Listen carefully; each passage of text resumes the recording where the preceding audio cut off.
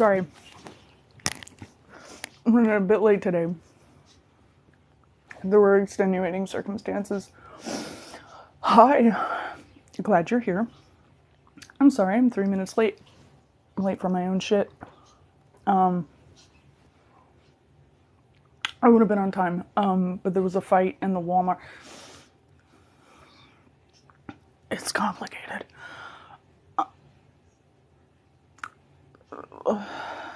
Stuff happened, and everything was just a little bit delayed. So I actually didn't get to eat before the start of this, so thank you just made me ramen. I don't know, I was like eating a little bit before I had to go on here. Some for Dinks is gonna kill me if they show up. Hi, I'm glad you're here. So, sorry, I was like chewing. I wanted like a bite before I went live. Because obviously I can't eat through the live. I'm gonna be reading and that would be rude. But it looks really good. Haven't ate yet either, but had a coffee. Okay, yeah, so when Simp for Dinks gets here, we all lie our asses off and say that we ate.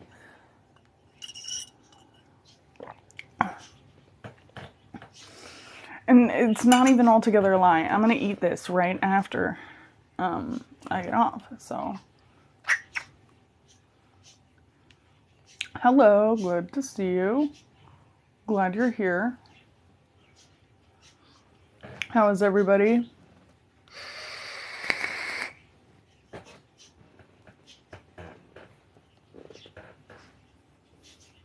This is a side effect of my condition. I'm definitely not doing anything against community guidelines. No. Got a smoothie? A real smoothie? Or is that like, got a smoothie? Above ground and breathing. Yep.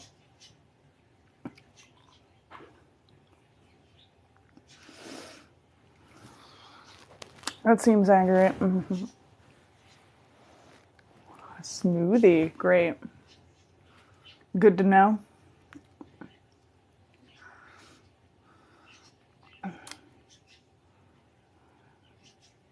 In pain, but watching people's lives. Physical pain, emotional pain, mental pain, metaphysical pain.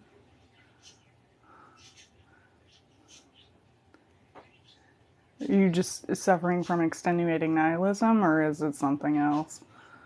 Because that's my problem. Physical pain. Oh God, what happened? Did you hurt yourself? You have a physical injury? Are you just sick? Do you have COVID? Does everybody get COVID? I got COVID. I'm over it now, but it was not great. I felt like I got hit by a truck, and I know what that feels like, so.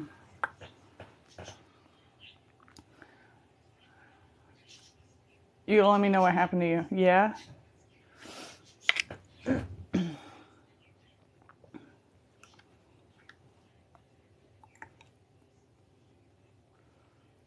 Oof, yeah.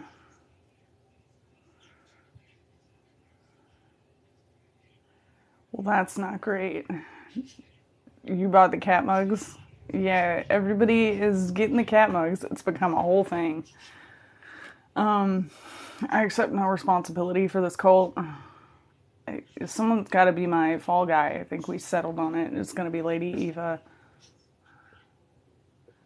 Bakugo's anger management. It's funny.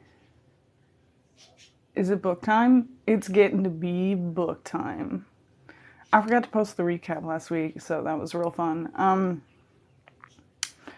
So yeah, recap. Johannes got into some shit. He is suspicious that a dude named Daguerre on an airship has been murdered, but it seems like it's an apparent suicide from a locked stateroom door. He goes back later to investigate and pulls up the carpet, goes in a hatch underneath the floorboard, and then someone pushes him out of the airship through the hatch.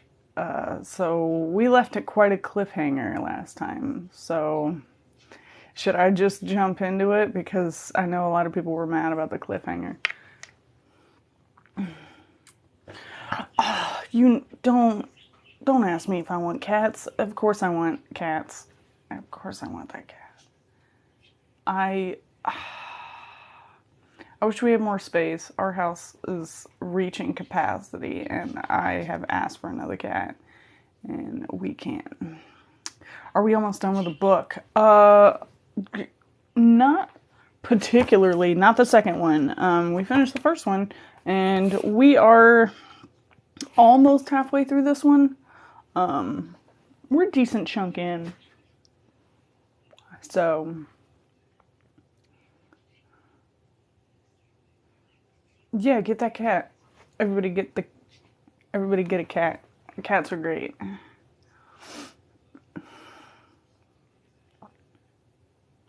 How am I? Alive. And, still kicking, so there's that.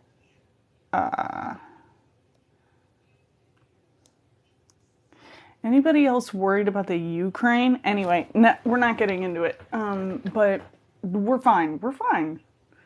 Everyone's fine. Everything's fine.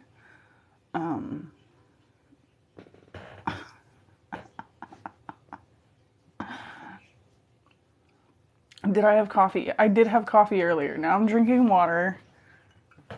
I finished my coffee for the day.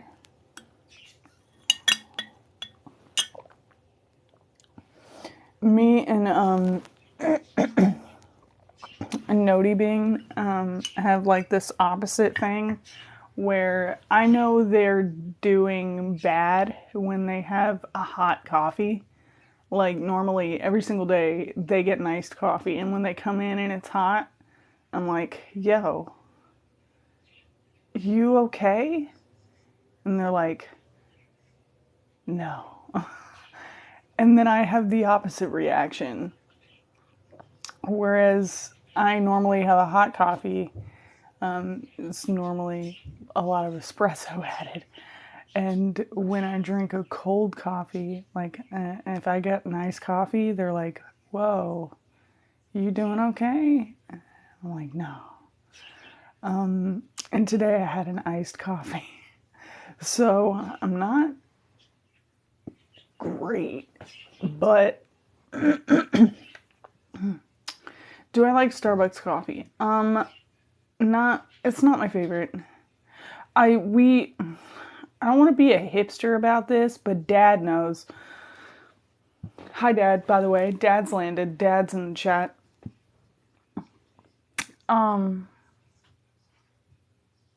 But yeah, we go to a local coffee shop called Spencer's pretty frequently. And that's probably my favorite place. Starbucks is okay. Like, it's not terrible. But if I'm going to spend money on a coffee, if I'm going to blow that kind of money on a coffee, get Spencer's, in my opinion, is just better for less. Better for less.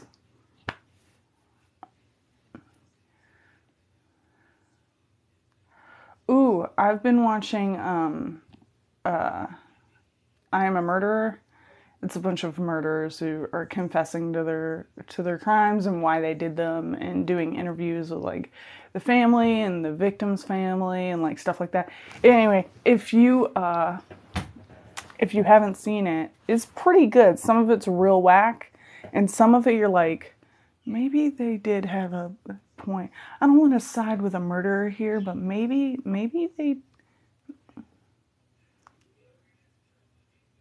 that was... Anyway, I love true crime, so I'll watch anything true crime. But yeah, I Am a Murderer on Netflix. If you haven't seen it, go watch those. It's a different like person confessing to like why they've committed murder, basically. Smell mocha all the way. What's my favorite food? Of all time? I like sushi a lot.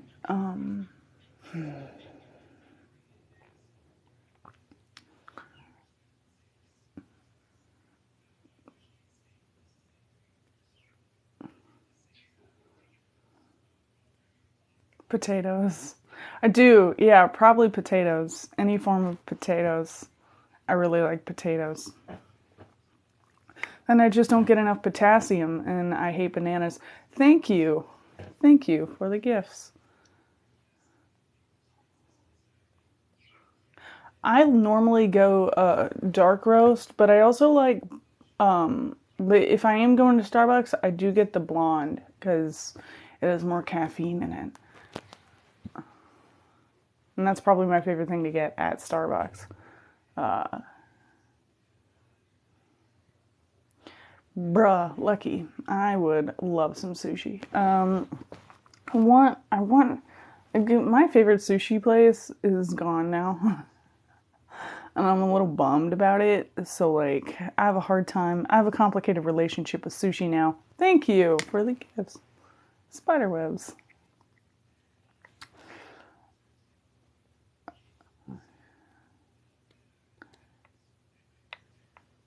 Your Netflix doesn't have it. Oh, okay. It might not be available in your area. And, like, all the crimes take place in Florida. I was watching one, like, earlier, an episode earlier where it was like a girl who murdered her boyfriend who was suicidal, but he asked her to do it, but there were no other witnesses. And so, like, she was like, nah, he really wanted to die. And then everybody who knew him was kind of like, oh yeah, he did kind of want to die. But I still think, like, that shouldn't have happened. And I think maybe she just murdered him because he wanted to see a different girl or something. And it was like a whole big thing. But she was like, he was just really suicidal. And everybody was like, yeah, he kind of was, though. And I'm like, what would you do if someone just was like, I really want to die? Like, I really want to die. And I would, like, that's assisted suicide. Which, if you're older and you have debilitating medical conditions, a lot of places that's legal. Like, your doctor will help you die. But if you're young and you're just suicidal and you're like, hey, can you just kill me? Like, gets kind of hairy and complicated. Yeah. Yeah, Florida is just rife with serial killers. Where's Danky? Danky's probably in the next room eating his ramen. He made me ramen, so I'm gonna eat it after I get off this live. But yeah, I just thought that was like a really interesting episode. Like, and his family like forgave her. Like, they were like, okay, that tracks. And they talk to her while she's in prison, and they've gone to visit her, and they like her a lot. Like, it's super weird. And like, how do you get on death row for murder, and then the family is like, nah, but we are fine, we're chill with it? Like, it's crazy.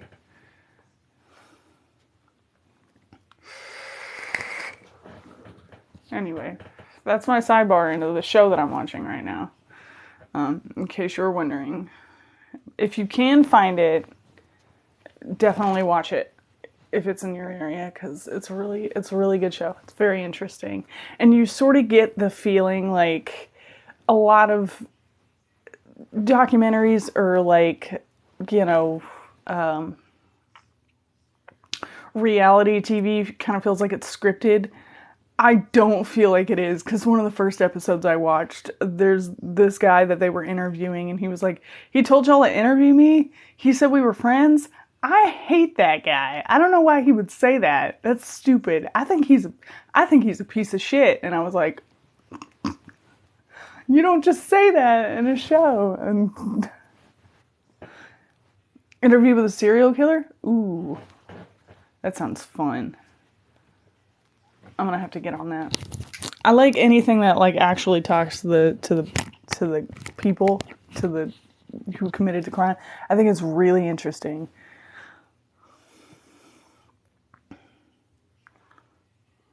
Is Danky my friend? In a manner of speaking. Those are the best to watch. Yeah, because the psychology of it is what really gets me. So I like watching them say stuff, and I'm like, I don't know about all that. And then someone gets up and they're like, yeah, that's a lie. I was there. That's not how it happened. And I'm like, it's so fun having just like conflicting people be like, I was there. He just hit him with a bat. Like, it's crazy. Book on Victorian grave robbers sounds amazing. Drop that in the secret place. You know, the secret place we're not talking about, so no more people go in there.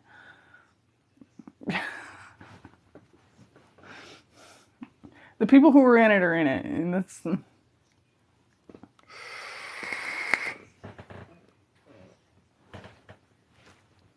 redacted. Yeah. I want to check that out. I told you, he just made ramen. He's in the next room eating it.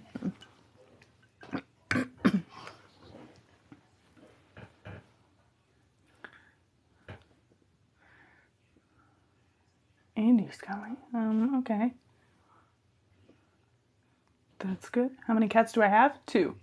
I have 2 cats. They're adorable.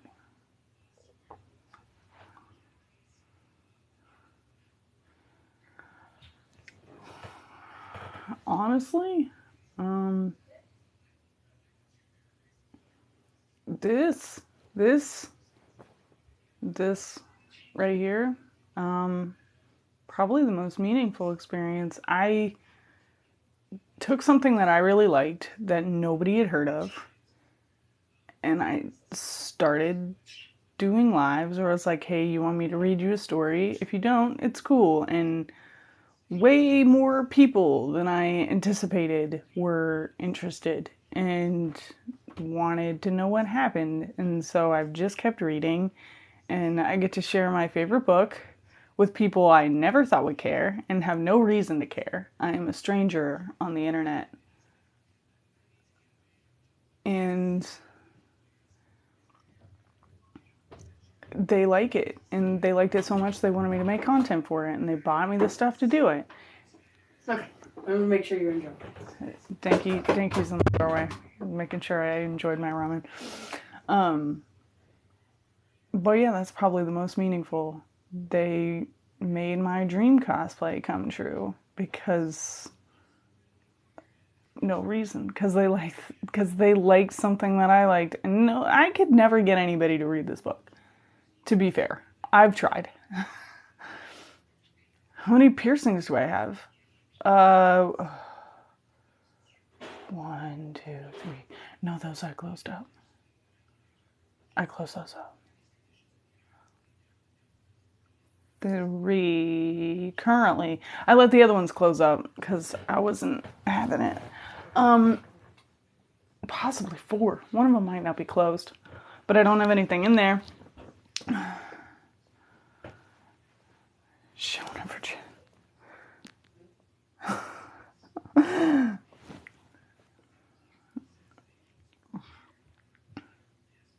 why are you apologizing? Don't apologize. You're fine.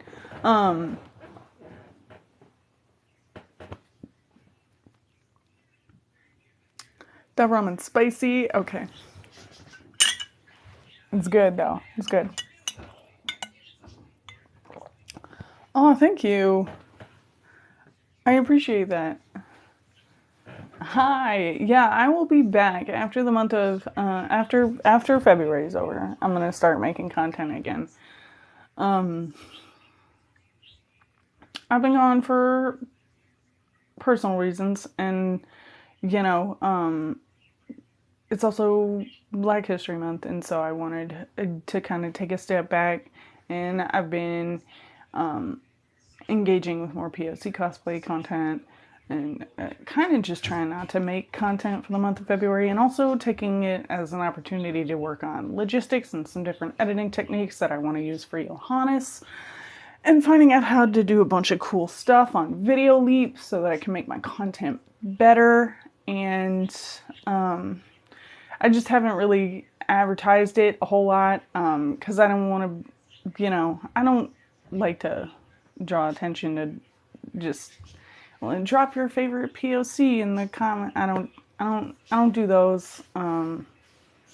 To be fair, I think that, you know, a lot of POC don't want another white cosplayer just trying to champion people for no reason and sticking their nose where they don't belong, and they really would just like an opportunity to get their shit out there. So I've just sort of taken a step back and worked on my own stuff. I'm going to be back in March, and we're going to make a whole bunch of new shit together. And I hope you enjoy it, and I hope I come up on your For You page in March. But I'm sorry that you all miss me, and I'll still read to you, still reading to you. So I'll be here every Tuesday. And then after, in March, I'm gonna be making new stuff. Johannes might have to wait for a little bit because I know early in March, Layla, our lovely latex lady, has to babysit for her niece every Tuesday for the first 2 weeks, but me and Horst should be doing stuff. Opinion on cheese. I like cheese. You're gonna cosplay Jiro this year? Stellar. Good idea. I've been working on so much stuff, you guys. I could go into it, but I don't want to spoil it.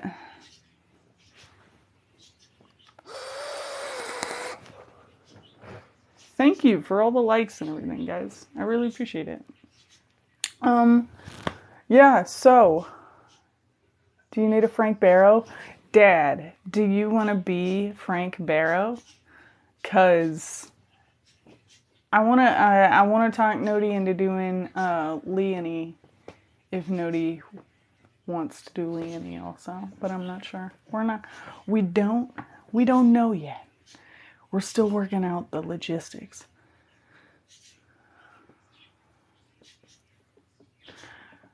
You have the suit. Yes. The suit. That suit is awesome. Yeah, and if you want to be Frank Barrow, hell yeah. But we're gonna start. Yeah, thank you. No, I love duets. No, always duet. No, if there's an opportunity, I've set it up for a duet, definitely duet it. Unless I've said absolutely do not duet this, or like turned off my duets most likely. Yes, do it. Don't be scared to post shit. You're not being graded.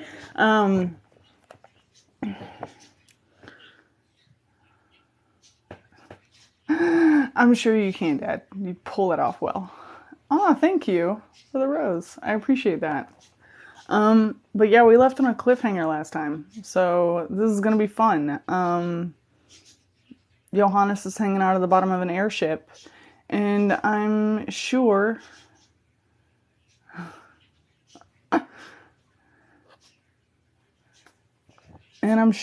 some of you want to know what's gonna happen. So vote. Do we want to start? Yeah, literal cliffhanger. He's literally hanging outside of an airship above cliffs. So,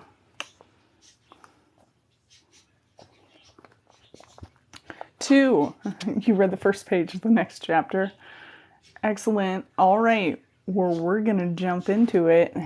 2. Everybody's saying 2. All right. I got you. Chapter 7, in which Cabal is in terrible danger and then has breakfast.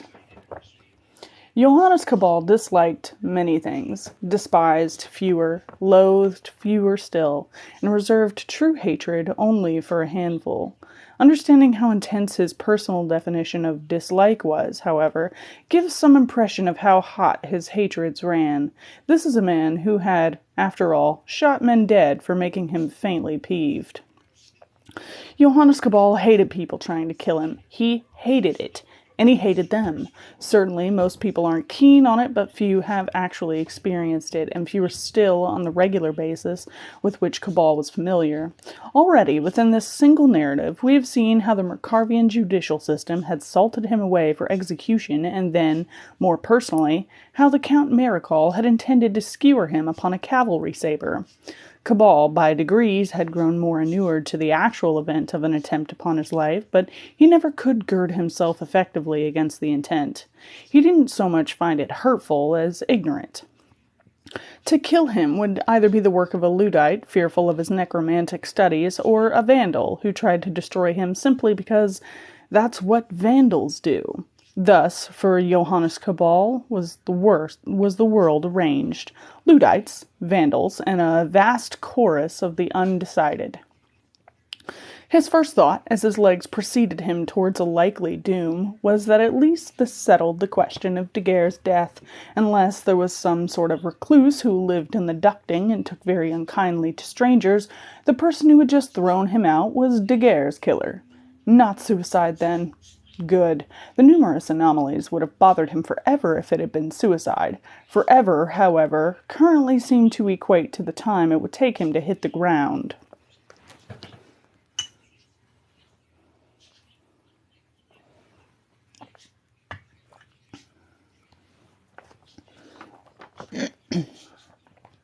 Fortunately for him, the animal part of his brain that so irritated him with such base desires as eating and sleeping had different priorities. To expedite these, the uppermost of which was "don't die," it had dumped a large quantity of adrenaline into Cabal's bloodstream, and had, after locating one of the rungs by the hatch edge during a panicked fumble, affixed his right hand to it with a grip of stone. Thus, Cabal did not tumble to a lonely death on an unseen mountainside, at least, not immediately. Instead, he hung by one hand like an apple from the bow, and wondered, with a degree of objectivity that surprised him even at the time, whether panicking might help. Despite the received wisdom in such events being "don't look down," he looked down and regretted it terribly. Not because of the great height. He could barely see anything in the darkness. He might have been a few meters above a mound of mattresses for all he knew, but because his dressing gown had come undone and he had neglected to put on anything beneath it. Such had been the alacrity with which he had left his cabin. No, this view was not especially what he wanted for his last memory. The slipper fell from one foot and whirled into the void and out of sight. That settled it. The thought of his corpse being found largely naked, but for one slipper, should it stay on during the fall, and a dressing gown that was a definite crime against aesthetics, spurred him into action. He looked up and started to swing his free hand to grab onto the handle. As the edge of the hatch was almost within range, a gloved hand reached down and slapped his away. "Oh, yes," thought Cabal. "Somebody's trying to kill me. I'd almost forgotten." His assailant, hidden in the shadows of the conduit, gripped the little finger of Cabal's right hand and very deliberately started to bend it back. This was really too much. There was nothing for it. His attacker had to die. Currently, however, Cabal was at a great disadvantage. Several, in fact. Yet, even as his shadowy attacker worked on loosening Cabal's grip, on the rung in particular, and on his life in general, Cabal was quickly cataloging his situation and his assets. He had one free hand, he had one slipper, he had one dressing gown, and, he remembered with a pleasurable frisson, he had a switchblade knife in one of the pockets of the dressing gown. Yes. Between the free hand and the switchblade, he felt sure he would be able to formulate a robust response.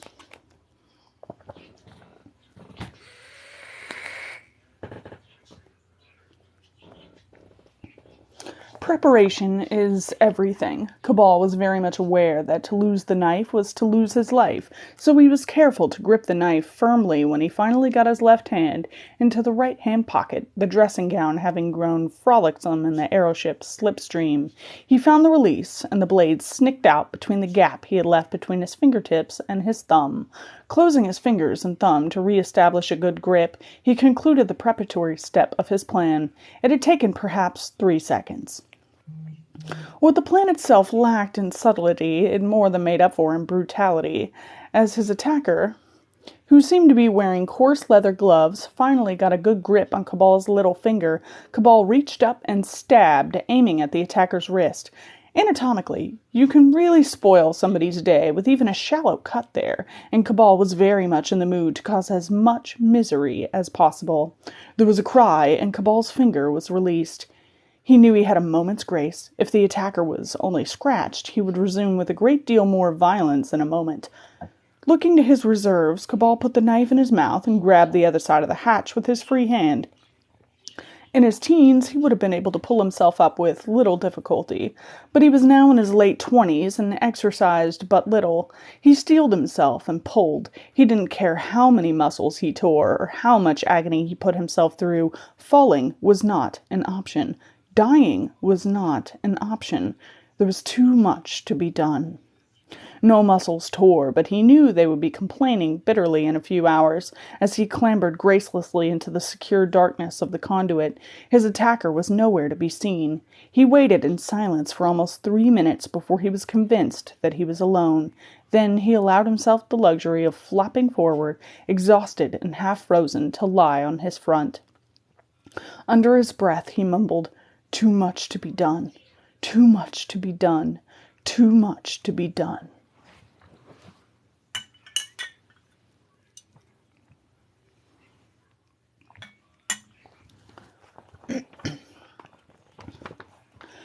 Leonie Barrow found Cabal at breakfast. The long dining table the evening before had been separated into individual tables and bolted down to their customary positions. Each also had the addition of a 4-headed lamp, 4 iron swans' necks that rose from a central mounting curved down and then up to conclude with the swans' heads, beaks agape, with light bulbs stuck in their gullets. It was a typical Mercarvian conceit, exquisite engineering merged with a barbaric aesthetic. She noticed that Cabal was sitting, probably deliberately, at one of the few tables that had no lamp. The rest of the room was almost empty, but for Herr Harleman, who, it seemed, had struck up a relationship with Lady Ninika's companion, Miss Ambersley. He was presumably boring her with business anecdotes, though she was maintaining an air of interest that might have even been real. Whatever they were talking about, it was in low tones that would have seemed conspiratorial but for the change in atmosphere brought on by the events of the previous night. The disappearance and presumed suicide of Monsieur de Guerre had cast a pall over the ship, and the jollity of the previous evening had entirely evaporated. Even the crew seemed subdued beyond professional impassiveness. Leonie ordered poached eggs and toast from a steward who seemed perplexed that anybody would want such a combination for a meal when she wasn't ill, and sat uninvited at Cabal's table. He paused for a moment while cutting his steak, a far more Mercarvian choice for breakfast, to eye her suspiciously. "Good morning, Miss Barrow," he said in a perfunctory tone, immediately forking a neat square of meat into his mouth to forestall any more speech. "Good morning, Herr Meisner," she replied. She had momentarily considered teasing him by almost using his real name, but she was not in the mood, and she was positive that he wasn't either. He looked tired and somewhat distracted. "Any further thoughts about last night?" she asked when there was nobody near. Cabal slowed his chewing for a moment. Then he took a sip of black coffee, swallowed, and said, as if it were a common subject for conversation, "Last night somebody tried to kill me." The steward's arrival with her food and a pot of tea covered her surprise. When they could speak again, she whispered, "Tried to kill you? Who did?"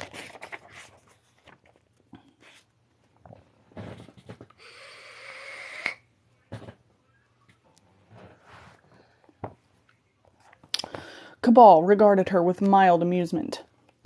"Smile when you whisper," he advised her. "You're supposed to be flirting with me, if you recall." She stared at him icily. Then suddenly her expression thawed, and she smiled winsomely, her eyes dewy with romantic love. "Oh, sweetheart, somebody tried to kill you? Whosoever would do such a thing to my nimpty-bimpty snookums?" Cabal couldn't have been more horrified if she'd pulled off her face to reveal a gaping chasm of eternal night from which glistening tentacles coiled and groped. That had already happened to him once in his life, and he wasn't keen to repeat the experience. "What?" he managed in a dry whisper. "Smile when you whisper," she said, her expression fixed and blood-curdlingly coquettish. "You're supposed to be flirting with me, remember?" "Please don't do that." He wasn't sure that he wouldn't prefer to be dangling from the underside of the Princess Hortense again, rather than endure another second of Miss Barrow's unnerving countenance. He certainly found it a great relief when she allowed the expression to slip and be replaced by one of wry amusement. "So, I've discovered what it takes to frighten a man who deals with devils. Not frightened, Fraulein, more discomfited." He took a moment to compose himself. "Now, are you really all that blasé about somebody trying to kill me?" She looked at him seriously. "Of course not. Tell me what happened." She ate her breakfast as Cabal concisely related the events of the previous night. When he had finished, and was taking the opportunity to dispatch the remainder of his steak, Leonie drank her tea and considered. "There are two possibilities, I suppose. The misarranged carpet really does have something to do with Daguerre's death, or," she studied him carefully before proceeding, "or an enemy of yours has followed you onto the ship or has recognized you." Cabal stopped sawing up the last bit of meat. "You're not serious." "You must have dozens of enemies." She almost said his name, but restrained herself in time. "Herr Meisner. Importantly, you probably don't even know a few of them on sight." "Explain." "You leave a trail of destruction through people's lives." Cabal started to argue, but she talked through him. "Even if the ones you affect directly either will not or cannot come after you, that still leaves family and friends. You provoke hatred and revenge. You know it."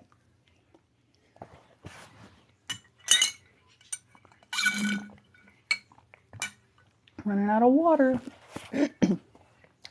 Cabal hadn't really thought about it in those terms, but he could see the truth in her words. He never went out of his way to damage people's lives, not except in some very deliberate cases anyway, but people would insist on getting in the way. Now he considered it more carefully. He began to appreciate just why quite so many bullets, knives, and the occasional crossbow quarrel had whistled past his frantically dodging head down the years. "Rufus Maleficaris," he said in quiet contemplation. "What about him?" Leonie had heard the name before, a notorious warlock who had crossed swords with Cabal on at least one occasion to her knowledge. "I thought he was dead." "He is. I killed him. Thoroughly. That was the second time I met him, though. The first time, it wasn't just happenstance. He blamed me for what happened to his father." "Was he justified in that?" Yes, he was. But really, his father was a monster. I had no choice." "With your history, I really don't think you're in any position to call anybody else a monster," she said sharply. Cabal's expression was unreadable. "No, I am being entirely literal, in the non-metaphorical, purest dictionary sense of the word. His father was a monster. He was trying to kill me, just as he'd killed others. It was self-defense." "Surely that's a reasonable justification, even in your morally polarized world, Miss Barrow." A brief spark of warmth they had struck an earlier part of their conversation was entirely dead now. The air between them was cold enough to condense dew. "No," he said finally. "It has to be something to do with Daguerre's death."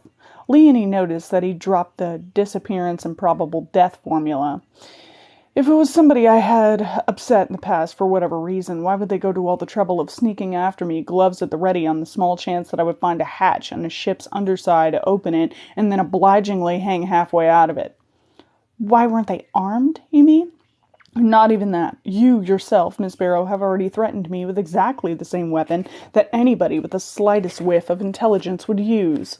He looked around to confirm that there were no prying eyes or ears before leaning forward and whispering, "You know who I am."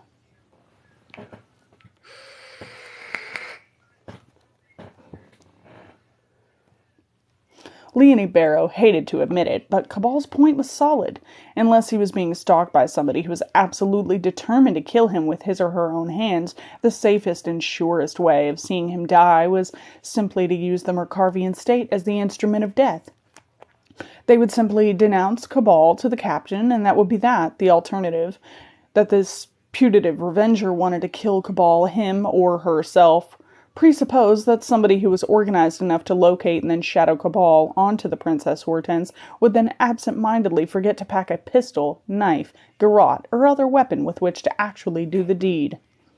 The form him or her made her think of Cabal's story of his narrow escape.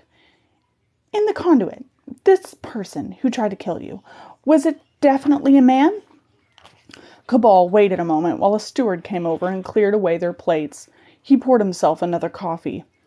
I've wondered about that myself. I couldn't see, and the thick leather gloves mean I don't even know what kind of fingers my attacker had. When they cried out, it was high, but I've heard men in great pain sound quite literally like a child, so that proves little. I'm not even going to ask how you've heard such sounds, Herr Meisner. No, you know so little of the world. You should get out more, Miss Barrow. Leonie made an offhand gesture that took in the aeroship. I would say this is fairly out. Your definition probably involves more time spent in graveyards. Cabal reined in his habitual desire to argue.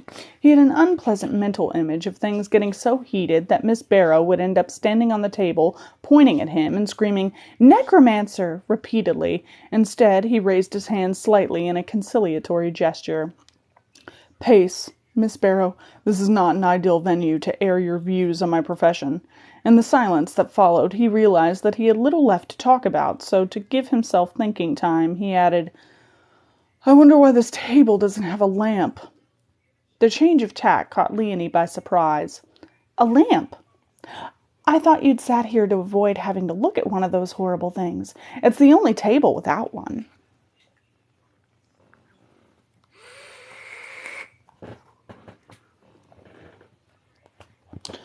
No, there's one over there without one as well.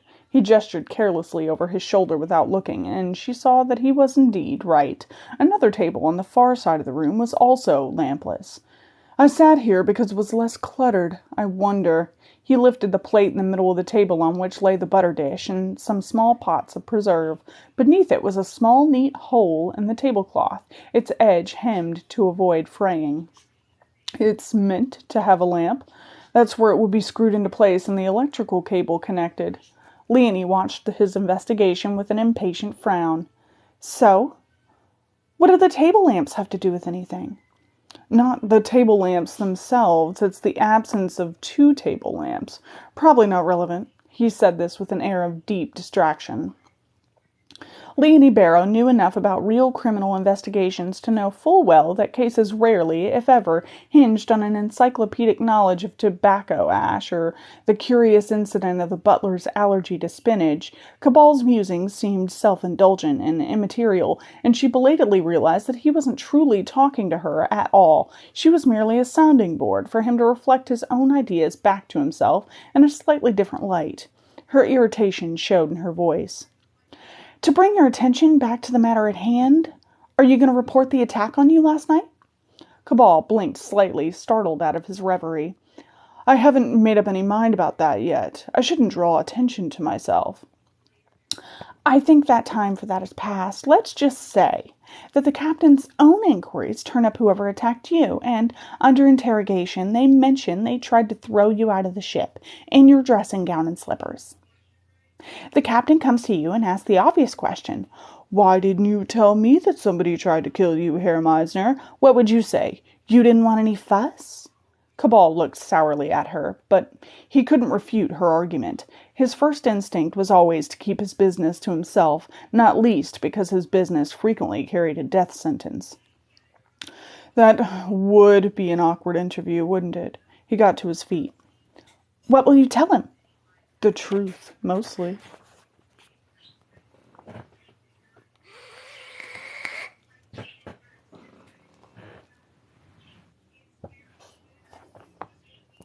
Captain Stent listened with the expression of a man who goes into a strip-tease parlor and finds himself attending a lecture on quantum mechanics, expectation giving way to bafflement. He had particular problems with Herr Meisner's motive for wishing to take up a section of the corridor's carpeting. You excavated beneath the carpet because you had a dream that told you to. No, the dream was just my subconscious mind's way of drawing attention to something I'd seen without perceiving its significance. A square carpet? A misaligned square of carpet, yes, which had not been so misaligned earlier in the evening when I walked by. The captain pursued his point with the determination of a man after the last pea on his plate. So you had noticed it was not misaligned earlier? Yes, but not consciously, Captain. I have a problematic relationship with the inner workings of my mind. Why, I could tell you... He almost said that he could tell of times when such submerged ideations had saved his life while dealing with supernatural entities that had come across from whichever blighted netherworlds they called home, with the express intention of swallowing his soul, eating his brains, or using his giblets for gravy. Then he decided not to, in much the same way he might decide not to say, "Incidentally, Captain, I'm a necromancer. It would be best to shoot me now." Instead, he said, "I could tell you of the silliest things that have led to useful concepts, like displacement, vulcanization." He tried to think of a third thing and failed. "Jam. But this is all digression. The important point is that I knew the carpet had been interfered with, and I investigated." "And somebody tried to throw you out. Yes, I understood that part. You took a terrible risk, Herr Meisner." "How was I to know somebody was going to kill me?" protested Cabal. "It was hardly the most obvious course of events." "I'm not talking about some phantom assailant, sir. I'm talking about how ill-advised it was to go wandering around the bowels of a great machine of which you know nothing. You could have been incinerated, or electrocuted, or crushed. Worse yet, you might have interfered with the operation of this vessel and brought it crashing down. Did you ever pause to consider that?" Cabal had not, and inwardly rebuked himself. He wasn't about to let the reference to a phantom assailant go unchallenged, though. "Such catastrophic scenarios aside, Captain, I repeat, somebody tried to kill me. I did not imagine that." "So you said, and they just vanished, hardly the actions of a determined attacker." "Only after I stabbed them." There was a sudden silence. Cabal searched the captain's face. "I did mention that I'd stabbed them, didn't I?" "You did not." The captain looked suspiciously at Cabal.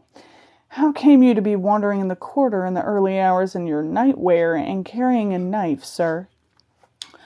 "I needed something to lift the corner of the carpet square. I had a pocket knife in my luggage. I went back for it. I do not habitually go to bed armed, if that is what you were implying."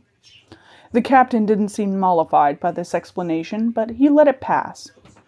"So this individual is injured?" "Yes." "In the wrist. It was all I could reach." The captain seemed satisfied for the first time. He was a practical man, and while talk of hallucinatory tesseracts and shadowy assailants might irk him, a wound was altogether more concrete in entity.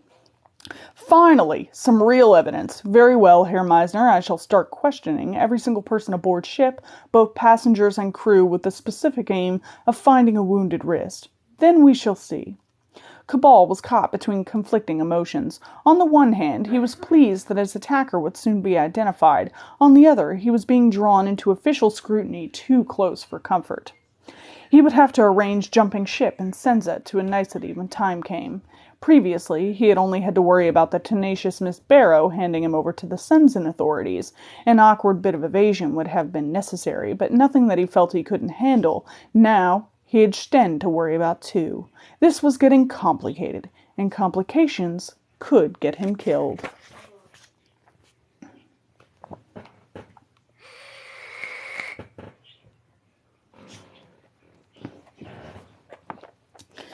In a curious way, it was perhaps fortunate that there had been a probable murder and an attempted murder aboard. Cabal's nocturnal adventures soon became common currency, or the trip would have been stunningly dull. Low cloud choked the valleys below, and the Hortense had climbed to avoid any mountain peaks. As a result, there was very little to see from the salon windows, and the passengers were thrown back on reading and conversation to pass the time. It was easy to imagine that, under normal circumstances, and in the absence of current newspapers, the ship's small library would be heavily patronized. Instead, however, the salon was partied to little groups of 2 or 3 people sitting together and muttering to one another in conspiratorial tones that died into watchful silence whenever anybody new entered. Well, not quite anybody. Cabal himself was a topic of conversation already, based on what little was known about the previous night, so when he came in, he was fastened upon to add meat to the thin stew of rumor. The Roborovskys were first out of the slips, specifically Frau Roborovsky. Her reluctant husband pulled along in her wake. Herr Meisner, you must tell us everything, she demanded as soon as they'd finished the dance of courteous rising to one's feet and offering a seat.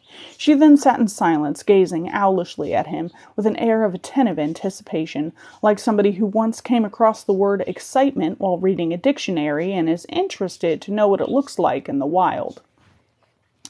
Cabal wasn't inclined to for a variety of reasons, the least of which was that he felt sure Captain Sten would not appreciate the detail of his attacker's incriminating wound becoming public knowledge. Instead, he limited himself to saying that he had noticed something amiss with the carpet and, investigating, had discovered the conduit, opened the ventral hatch, and then had been thrown out by somebody. It bored him to have to retell it, but it was almost worth the effort simply for the way Frau Roborovsky went pale and seemed likely to faint when he got to the murder attempt itself. Dangling by one hand, she managed when her attack of the vapors had attenuated slightly. Yes, replied Cabal, and then, for sheer devilment, added, largely naked. He had been expecting her to faint outright, or to rush off in horror, or do almost anything except what she did do, which was to widen her eyes a little further still and look at him in such a way that he suddenly realized she was imagining it in far too much detail to be seemly. Fortunately, he said quickly and a little too loudly, I was able to climb back aboard. If you were just hanging there, began Herr Roborovsky, but the thought mired him down, and he said nothing more. Yes, asked Cabal. If you were just hanging there, continued Herr Roborovsky with renewed inertia, why didn't this blackguard who attacked you finish the job? You couldn't really defend yourself, could you? He must have thought I had fallen immediately and was already scurrying away like a rat, said Cabal, steering around the fact that he had indeed defended himself. Herr Roborovsky considered this for a moment. That was lucky, he said finally, but Cabal thought he detected a note of suspicion in his voice. Cabal inwardly admitted that it certainly sounded that way. Some economy and veracity seemed called for. Not lucky at all. Only a coward would have attacked me like that in the first place. It seems hardly surprising that he would want to be away from the scene of the crime as quickly as possible. Herr Meisner has a point. It was Colonel Constantine, who had been listening from the next table. It was a craven assault. Any man worthy of the name would have struck from the front, pushing people out of hatches. It's un-Mercavian. From Cabal's admittedly limited contact with the modern face of Mercavia, a sneak attack seemed entirely in character. Then again, he had been dealing with the Ophidian Count Marechal, a bargain basement Machiavelli if ever there was one. Constantine, in contrast, struck him as an officer and a gentleman of the old school.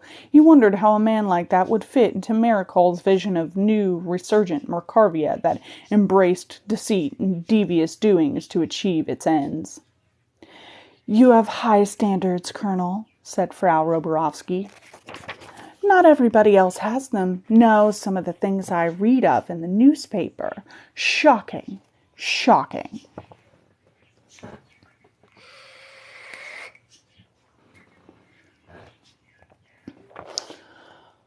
A criminal is a criminal, agreed her husband with a very Gallic shrug. If they had any honor, they wouldn't be criminals after all.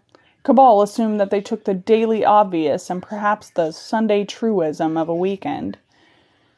Do you think your experience has anything to do with Daguerre's death? Constantine asked Cabal. Cabal decided to be non-committal in the face of no definite evidence. Monsieur Daguerre is only missing, Colonel. Oh, for heaven's sake, man, replied Constantine dismissively. You think he's lurking in the hold with the potatoes? Of course he's dead. Somebody did him in, came up with a half-arsed attempt at a suicide note, and threw him out of the window. He ruminated for a moment. Not necessarily exactly in that order, but I'm certain that's the gist of it. And then escaped from a locked and barricaded room. Well, I'm not pretending to know all the facts, Herr Meisner. I have to admit I have no idea how that was done, but I must also admit that it does not concern nor worry me. You see, in my experience, the cleverer somebody tries to be, the more likely they are to become a cropper. Cabal worked hard to maintain his composure, but the colonel had already moved on. How a killer escapes from a locked room, that's for a detective to work out. It's a little wrinkle that I'm sure will become clear after the captain's investigation is complete.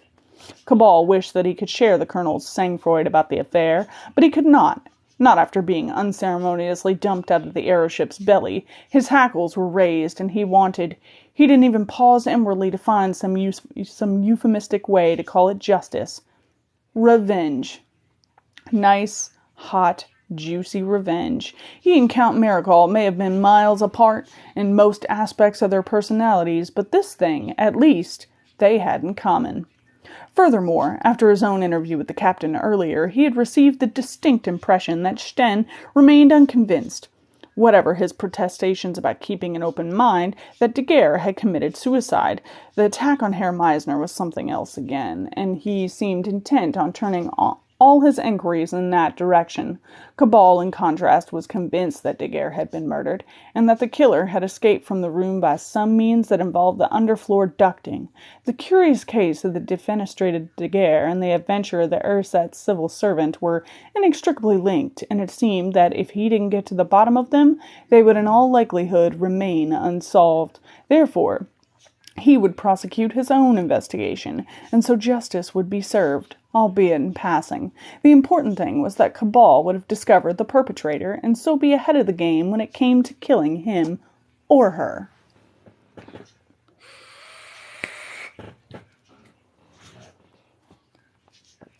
In all fairness, Cabal's vengefulness was as much a product of his lifestyle as his humors. In his career to date, he had long since discovered that rivals and enemies rarely simply shook their heads and wandered out of his life, older and wiser. Instead, they were inclined to go off in a dark corner and fester away on new plots and schemes that would explode all over his life like acidic pus. Johannes Cabal had far better things to do with his time than spend it dodging acidic pus, so he realized early on that the best way to avoid assorted blowhards and rapscallions bursting through the door declaiming, "We meet again, Mr. Cabal," or some such nonsense, was simply to kill them the first time around while they were handy and vulnerable. It wasn't a perfect solution, he had to admit. His rivals and enemies tended to have access to the same sorts of forbidden arcane arts and unwholesome sciences that he did, and so having them sometimes come crawling out of their graves intent on inflicting a messy post-mortem revenge was not unknown. Still, as a working practice, it had a great deal to recommend it. Even the trail of murder it left was of little import, since first, most of his victims were already under sentence of death for crimes against God, nature, and humanity, and second, Cabal himself was already under sentence of death for crimes against God, nature, and humanity, so another few corpses on the tally sheet would hardly concern him unduly. They could hang him only once. He did not even hint that he meant to carry on his own investigation. However, somewhere on this vessel was somebody who wished him harm, and he had no intention of handing out any bulletins about his plans that might reach unfriendly ears. He would move slowly and methodically, drawing together the facts until he had his attacker's identity in hand, and when he did, Cabal was just considering the best way to isolate and kill his prey when Leonie Barrow spoiled it all by approaching the little group at a fast clip and saying to him, but loud enough for everyone to hear, "Herr Meisner, they've caught the man who tried to kill you."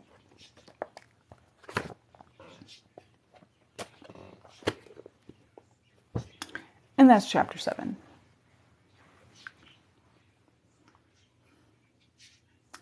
How we all feeling? Whoop.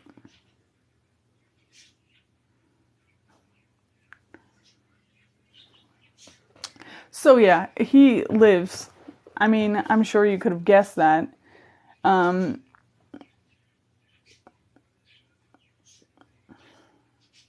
It obviously does indicate that he continues existing if all the other books are named after him, and we already know there's 5, and this is the second one. What if I just lied and, like, this was the last one and he did die? Really short book.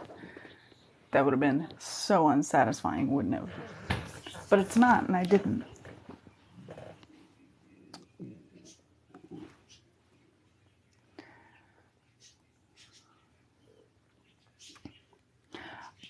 Leonie grows on you. Like, this isn't even her last appearance. She comes back multiple times. Yeah, to a case in point. Remember that you said that. No, you know what happens. I mean, what are ghouls anyway? Anyway, whatever. It's fine. He does kind of try and pull that one. Something similar. You know. If everybody else could come up with a good plan for cats in advance, that would be great. I thought you said it on purpose. You just said that out of pocket, and you've already read it. Anyway, whatever, it's fine. I'm not gonna lie, I'm rereading all of them right now. I'm on the last one. Like, I'm just rereading it for funsies. It's my favorite book. So I have to go back and refresh my memory about what I'm reading this week before it happens, because I am way ahead of you. No.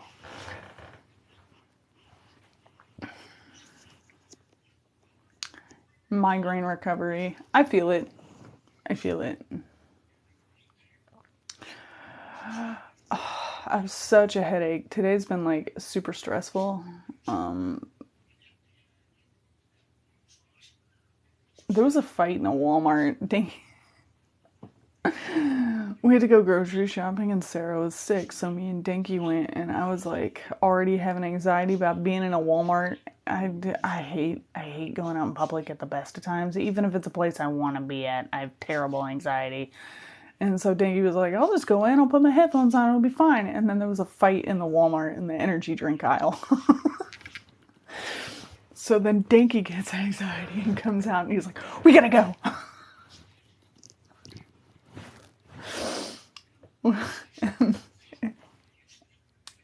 Yeah.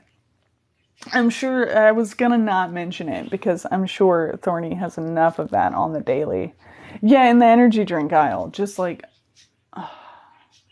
really? The one place Dinky needs to be? And he can't get in the aisle?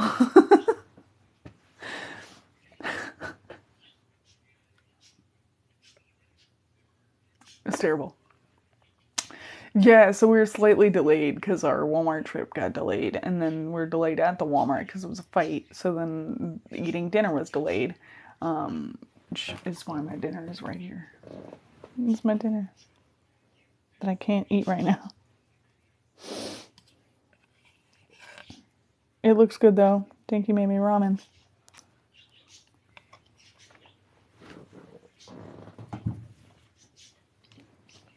I just wanted a bite. I'm not going to be rude.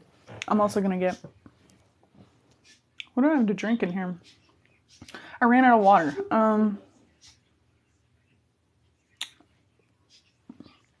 Uno momento.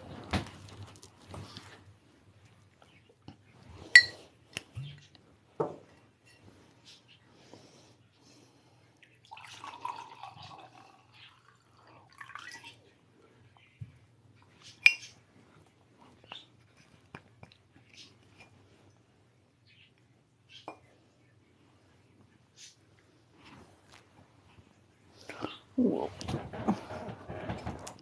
A smoothie.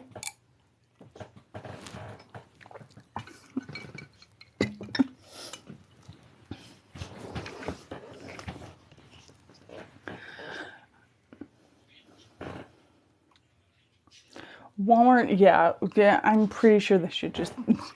It's Walmart. That's what's giving everybody anxiety. If we just destroyed Walmart, none of us would have anxiety. No. A smoothie? There's no water in here. I got water for the lime and then I drank all of it. Now it's gone. So, gonna drink a smoothie.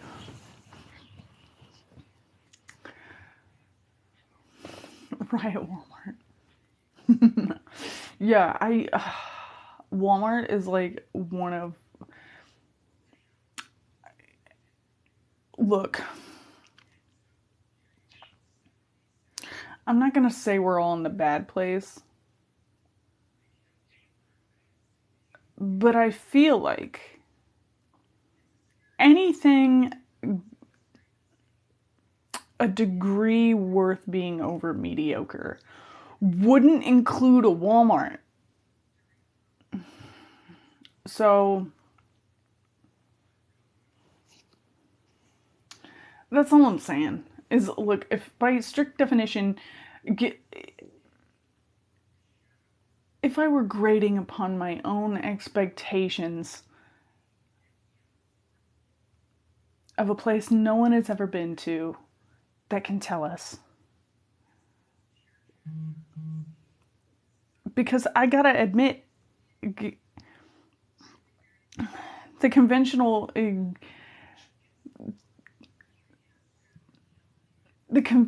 image of hell does nothing. It doesn't compel me to anything. It's just physical torture, right? It's just fire and brimstone. But you give me a Walmart for all eternity, I would worship Jesus so fast. Like, that's all I'm saying, is what if hell's Walmart? What, like, what's her face from American Horror Story, Coven? The one that was just in Walmart, or like a checkout, working customer service for her eternity or whatever. That's I feel like that's more accurate to me. But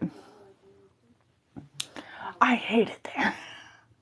Even just walking through there gives me terrible anxiety. There's too many people. It's the worst snapshot of humanity, in my opinion. You never see, look, and like everybody is always trash in a Walmart. I don't know what about Walmart has developed to the point where it is just an understood experience that you can be your absolute worst at your core in a public area and it's normalized. Like the fight that was happening in the Walmart, like Danky was like, I don't even know what they were fighting about. You talking about the Walmart fight? Yeah, I was talking about the Walmart fight. You want to hear Danky rant about the Walmart fight for a minute? Oh my God. Listen, okay. I'm not even supposed to be here right now. I ate too much wrong. I might die. I might actually die.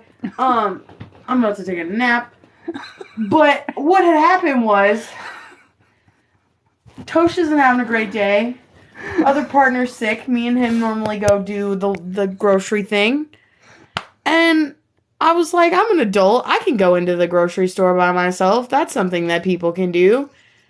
But not me, apparently. So, like, I put my headset on and I was listening to a fucking podcast about Warren Jeffs and the FLDS cult. And I'm just trying to live my best life and looking at fucking shredded cheese, which I didn't even get. And I'm not, like, I'm fine. I'm like, this is great. This is nice. And then I just hear screaming through my headset. And my podcast was up pretty fucking loud. And so I turn around, and in the aisle I need to go into with the energy drinks to get me and our other partner some energy drinks, there is just a grown-ass fucking skinny white guy who looks like he's only ever used 6-in-1 body wash, shampoo, toothpaste, it'll clean windows and also degrease your sink type shit, in a Thrasher t-shirt. So, the full image. And his, like, yes, a Kyle. Perfect. A Kyle. And his, like, Karen-ass girlfriend who's trying to hit him with the, look at me, it's not worth it, baby. Like, she didn't just instigate the fight because she was screaming at the, like, 15-year-old black kid in a power scooter. He's in one of the carts, like, that you sit in. Like, what? And all I can hear him screaming about is, you ain't got no bitches. So I'm just fucking so confused. Like, what did this fight start about? Why is the fact that this kid has no bitches the important part? And are you really gonna beat up this child in a power scooter during Black History Month? Like, really? And so, like, I honestly, like, I said out loud, like, in the damn Walmart, are you fucking serious? Grow up. And then I immediately was like, you don't want no smoke. Get out of this. Because I am just having a fucking panic attack at this point. Because they're right in front of the monsters that I needed. And I'm just like, I don't even know what to do. I can't back up because people are starting to funnel into the aisle to see what all the commotion is. And everyone's looking at me like I should know what's going on. I'm like, I don't even know these people. I don't want to be here right now. So I like panicked and got sour cream and fucking dipped out. And every time I was trying to go down a different aisle, they were fighting in another aisle. Like they fought up and down the grocery section of Walmart. And it was just really stressful. And oh no, I got the monster. I waited. I got monster. My caffeine addiction can't fuck around with y'all's fucking domestic in the goddamn aisle 12. It was so stressful. It really was a traveling show. I couldn't go anywhere without just hearing screaming. And I literally had my, like, nose canceling. There were nose canceling headphones. There were noise canceling headphones on. And I could still hear them screaming at each other. And then at the end, like, I'm trying to check out my groceries as fast as possible because I'm devolving into a panic attack at this point. And this, like, lady's trying to yell at me. And I'm like, I don't give a shit what you're yelling at me right now about. And she was just trying to ask me what my purse was. And I was like, this is fucking stupid. I don't give a shit about you or why you're asking me things. Don't talk to people with headphones on. Obviously, I don't want to talk to you. And then I see fucking blue lights outside. And then the police are rolling in. And Karen and Kyle are standing in the, like, customer service section. And she's got, like, the hip hop and, like, the foot tap. Like, she's going full Karen during Black History Month. And you know what? I saw that kid running out the door. So, I don't really know what happened. I don't know why this fight started. That one kid ain't got no bitches. I do know that. But that's it. That's all I really know. I really kind of wanted that kid to beat that dude's ass, though. I was like, I'm immediately on his side. I am immediately on this kid's side that is sitting down. He just had a bunch of Kool-Aid in his car. Like, he wasn't doing anything. Like, it was so nuts. It was so nuts. And yes, they were. Like, they waited for the police. Like, you aren't in the wrong here. Like, you aren't in the wrong. Why are you still here? So I got the fuck out of there as the cops were rolling in, and I didn't pay for my Diet Mountain Dews because I was so panicked. I forgot they were under my cart, and I stole them blatantly in front of a cop. So, that's what you missed on Glee. It was really stressful. Walmart story. I heard them talking about it. I was like, are they talking about the Walmart fight? Because, whoa. Yeah. But yeah, that was my day. It was a day. It was. I came home and I make spicy ramen, and now I'm in physical pain. I ate way too much spicy ramen. I'm actually not okay. Anytime, man. I'm always down to, like, tell some whack ass stories. I don't know how to, like, have a normal conversation. I just know how to monologue for 3 minutes and 47 seconds. They're good at that. Yeah. I hope y'all enjoyed that. Once I figure out if I can get up off this couch, I'm gonna leave. I just busted in here. It was like, I've said that before. It needs a podcast.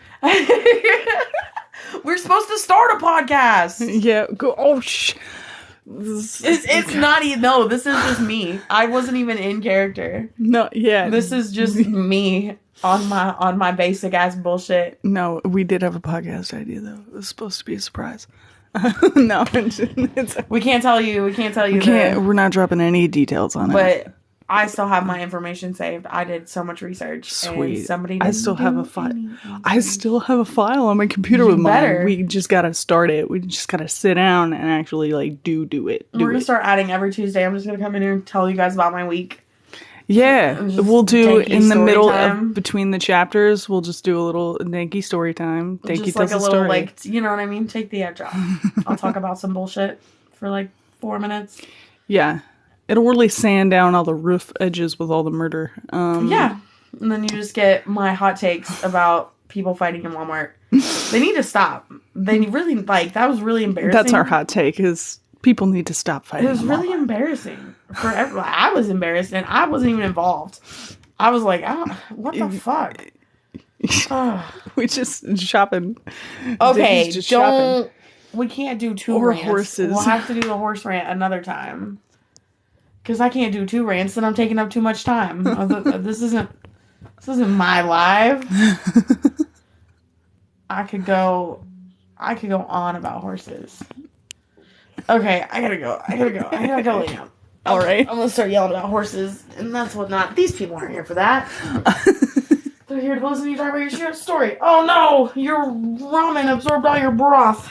It's gonna be okay. It's gonna be extra puffy ramen. Eating it, but it's just like hard to read and eat. I should have made it sooner. I'm sorry. I love you.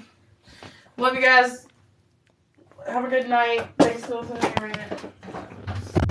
Sorry. I like noodles. Anyway, so, that was Danky's rant. They had a day. It was a day. Anyway. I'll put my mic back on. I moved it so you could hear Danky shout more. It's not really the same effect if they aren't shouting, I've found. I used to be very startled by it. But I've grown accustomed to it now.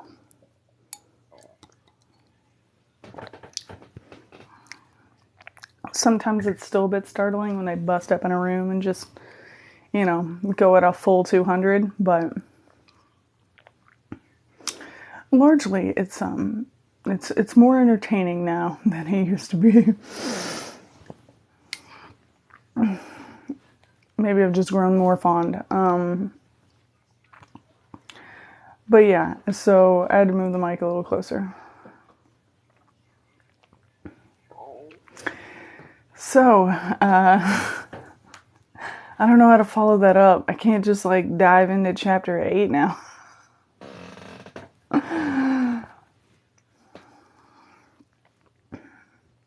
There was a game that I missed out on.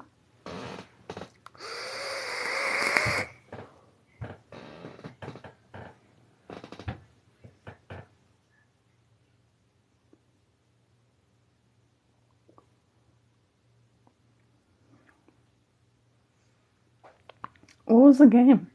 I'm waiting on an explanation. World War III. You might have to go. You can't drop something about a game and not tell me what the hell's going on and then just leave. Oh yeah.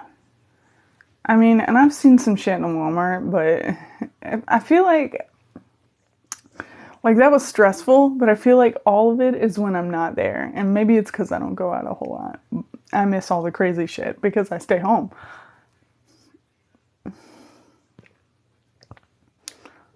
Finn and you are engaged in World War III.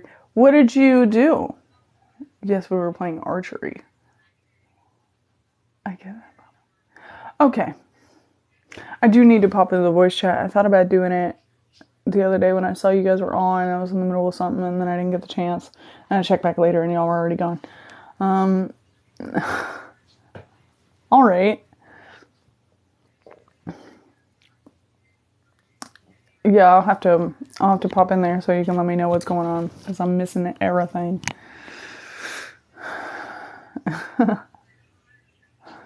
I've been so busy with shit.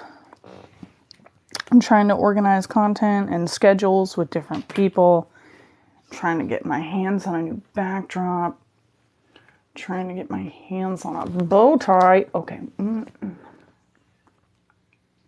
I gotta update my wish list.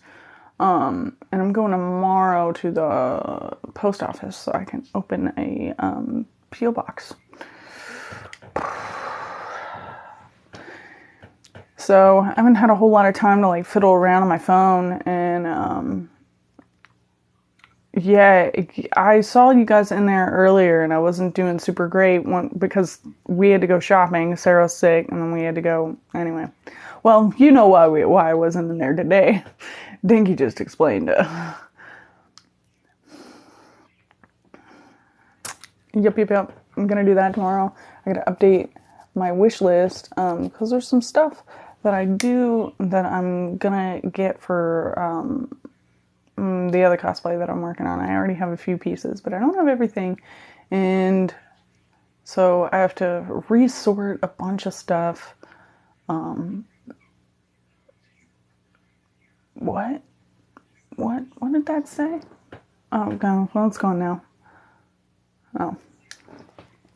Hey, what? Hey, Finn, yes. Neiman. Oh, your dogs are here. Excellent. Pet time. Pet corner. My cat is probably with Sarah. Whenever someone's sick in the house, the cats just sort of lay on them. Like they're gonna make it all better by suffocating you. That's their plan. So, and normally I don't let them come in here because they try and chew all my wires. And there's a lot of wires to make this rig up, you know what I mean? All right. They do. They think they have healing powers. Pond always tries to suffocate me. Granted, she does that on the daily. Maybe I'm sick all the time.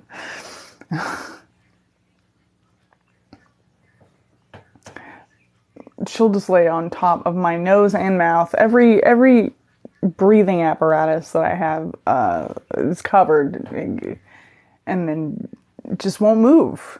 And she's so big, you kind of have a hard time getting her off. She'll do that while I'm sleeping, which I haven't considered before. Maybe I don't have insomnia. Maybe I just have a complicated relationship with my cat, because then I just can't fall asleep after. Maybe that's it.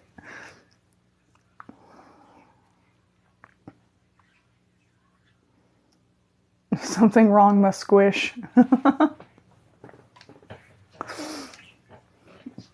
I don't even know where I put the book. Oh, I found the book. I put it, normally I set it to the right. I set it to the left. Are we ready for chapter 8?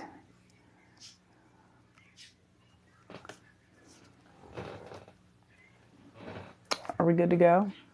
Do we know? We're going to run over a little bit. I think that's largely because of the Walmart rant.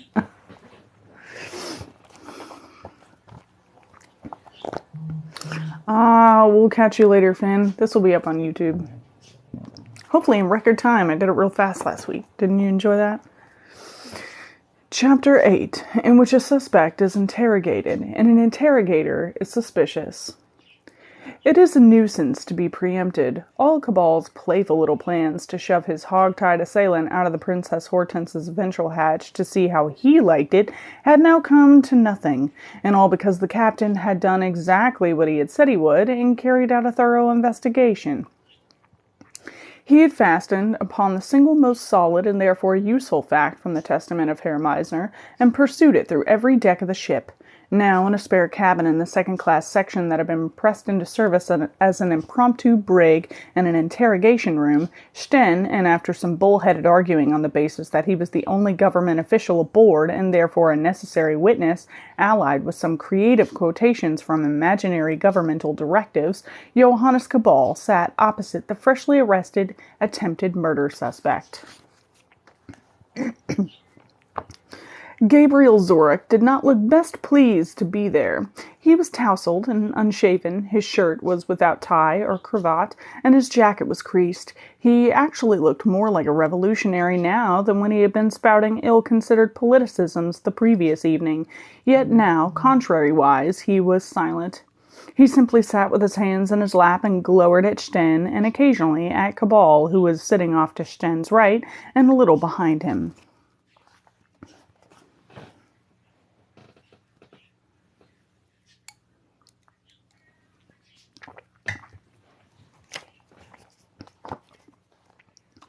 For his part, Sten sat in silence, reading some notes from a sheet of foolscap on a clipboard, and pointedly ignored Zorik's glare. Unusually for the captain, his jacket was open. But this may have been to draw attention to the holster and revolver he wore, dark tan leather and acid black steel against the white shirt and trousers. Zorik could not have failed to notice it when Sten sat down. When he judged that Zorik had stewed enough, the captain disdained to look up from his notes. "Your hands, Herr Zorik. Would you show me your hands, please?" Zorik kept his hands in his lap and replied quietly, "Am I under arrest?" "Yes," replied Sten without hesitation. "You are under arrest."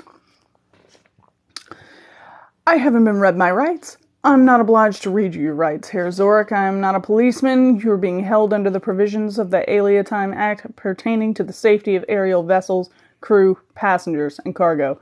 You can have a copy to read later if you doubt it. Now, your hands, sir?" Zorik's gaze flickered from Sten to Cabal and quickly back again. "Why?" Sten made a deep rumbling sound. To forestall the captain's rising temper, Cabal said, "To be blunt, Herr Zorik, you are suspected of attempting to murder me. I succeeded in wounding my attacker in the hand or the wrist. Therefore, if you have such an injury, we would be very interested in hearing how you came by it. It is a simple thing. If you were uninjured, you may go. If you were injured and can provide a reasonable explanation, ideally with some corroboration, you will in all likelihood also be allowed to go. Truly, sir, if you are an innocent man, you have nothing to lose by helping the captain in his inquiries." Sten allowed Cabal's words to sink in before repeating, "So, would you show me your hands, please?" Zorik was plainly nervous, and it took him a full 5 torturous seconds before he placed both hands fisted on the tabletop. Cabal saw a bandage across the back of his right hand, about where the switchblade would have struck. Zorik started talking the instant his hands hit the wooden surface. "I can explain. I know what this looks like, but I can explain." Sten raised his own hand to signal silence, his gaze on the bandage. "Explanations come later, Herr Zorik. First, I should be obliged if you would remove that dressing."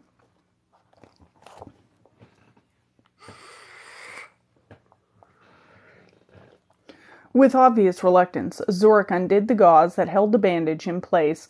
When he had finished, he carefully peeled it off, wincing as the wound beneath was exposed.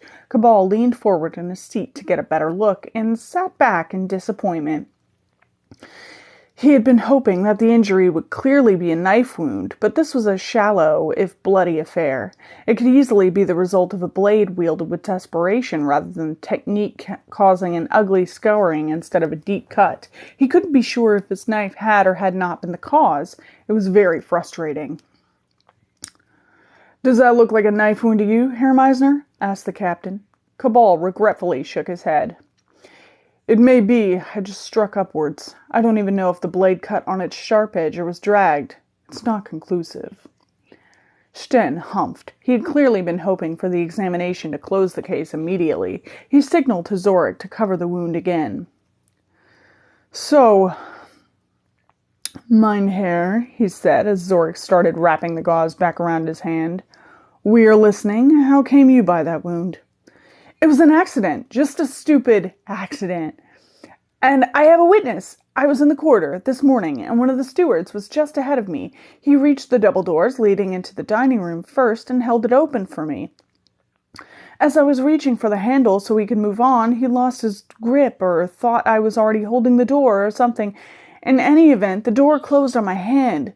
They're pretty heavy, you know, powerful springs on them. It made quite a mess of my hand, and the steward was full of apologies and got me off to the doctor's.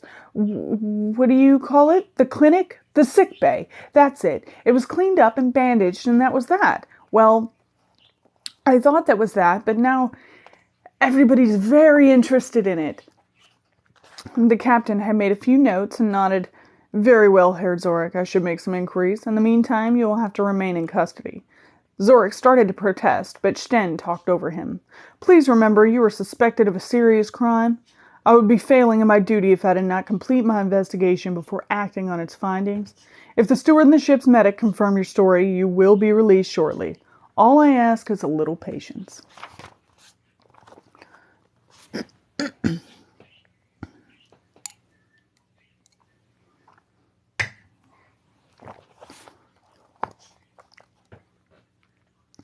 Sten climbed to his feet and stood by the door, ushering Cabal out ahead of him. A burly engineer was keeping guard outside, and he locked the door once Zorik was alone. Sten took the keys. Thank you, Klein. You may return to your section. The engineer saluted crisply and left them. Sten looked pensively at the locked door before walking slowly away, Cabal by his side. Do you believe him? Asked Cabal. It's irrelevant what I believe, said Sten. Facts are all that matter. You have a scientist's mind, said Cabal approvingly. Yes, facts are paramount, clearly, but you must have an opinion. Even scientists use a degree of educated intuition to guide their research. An opinion.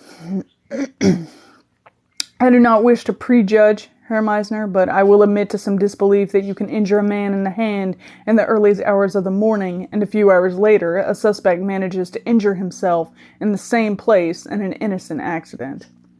Your meaning being?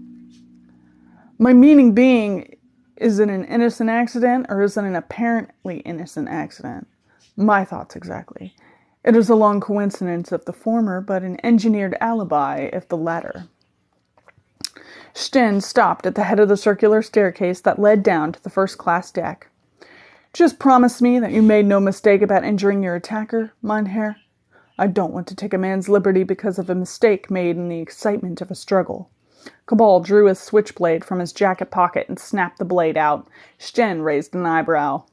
Hardly a penknife, Herr Meisner. You carry that with you? From last night? Yes, Captain. You can hardly blame me. Look, I haven't cleaned the blade since then. You can see blood has worked its way down to the pivot. Sten watched with evident disapproval as Cabal closed the knife and put it away. That knife is material evidence. It should be held in the ship's safe until official investigators have seen it. Cabal looked him in the eye and said, You may have it with my blessing the very moment you supply me with a replacement of equal or greater lethality. A pistol would be nice.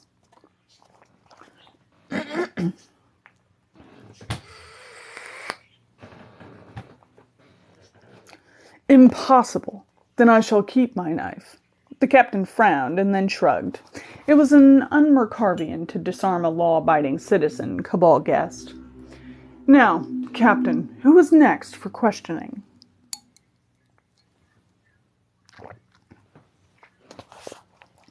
The ship's sickbay was surprisingly large, a fact Cabal commented upon when they first entered. It was a long room with 4 beds out, but room for more. The rows of lockers at head height and the large glass-fronted pharmacy cabinet indicated that the bay was well equipped as it was spacious. Dr. Huber looked just as capable as his environment, despite being only in his mid-20s and having a mop of wavy black hair, whose exuberance no pomade could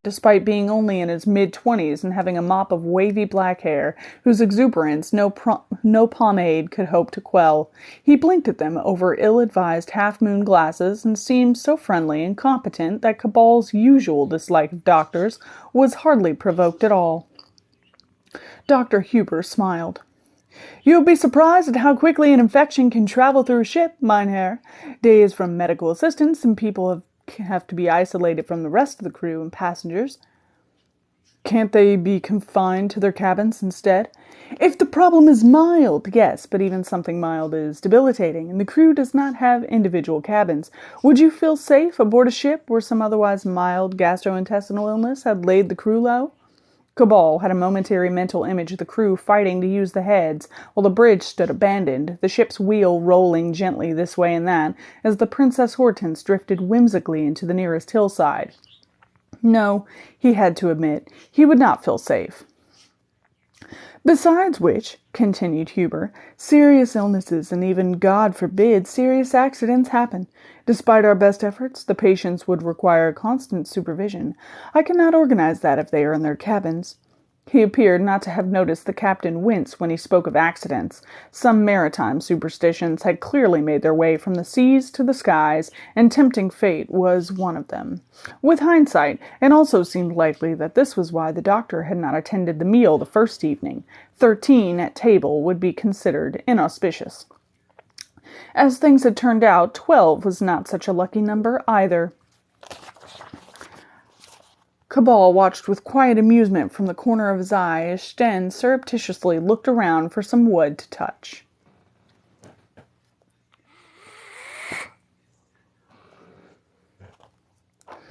"To business, doctor," said Sten after tapping the edge of the doctor's desk with palpable relief.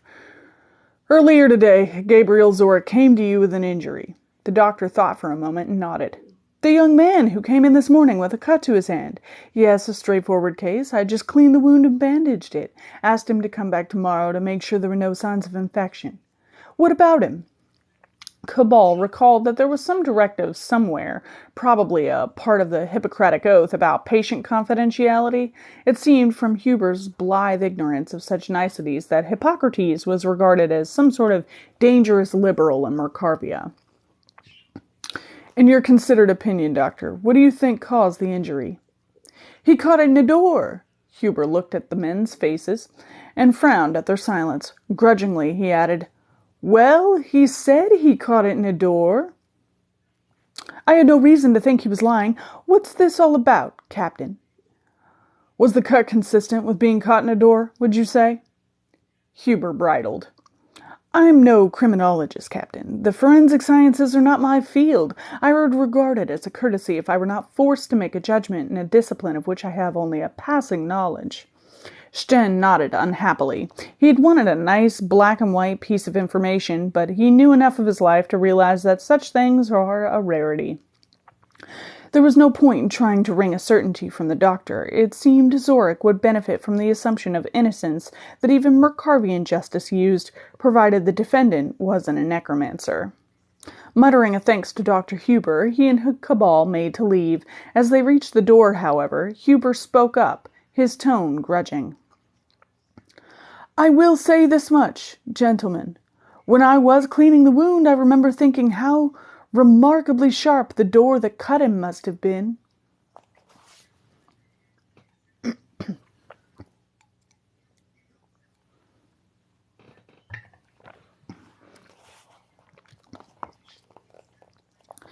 Muttering with dissatisfaction, Sten next sought out the other witness to Zorich's accident. Cross-referencing the time against the location of the door, when a Swiss watchmaker wishes to say things are going precisely to schedule, he will say they are running like a Markarvian duty rota. He was able to locate the right man with ease. Steward Dorfman had none of Dr. Huber's tiresome caveats about objectivity and even-handedness.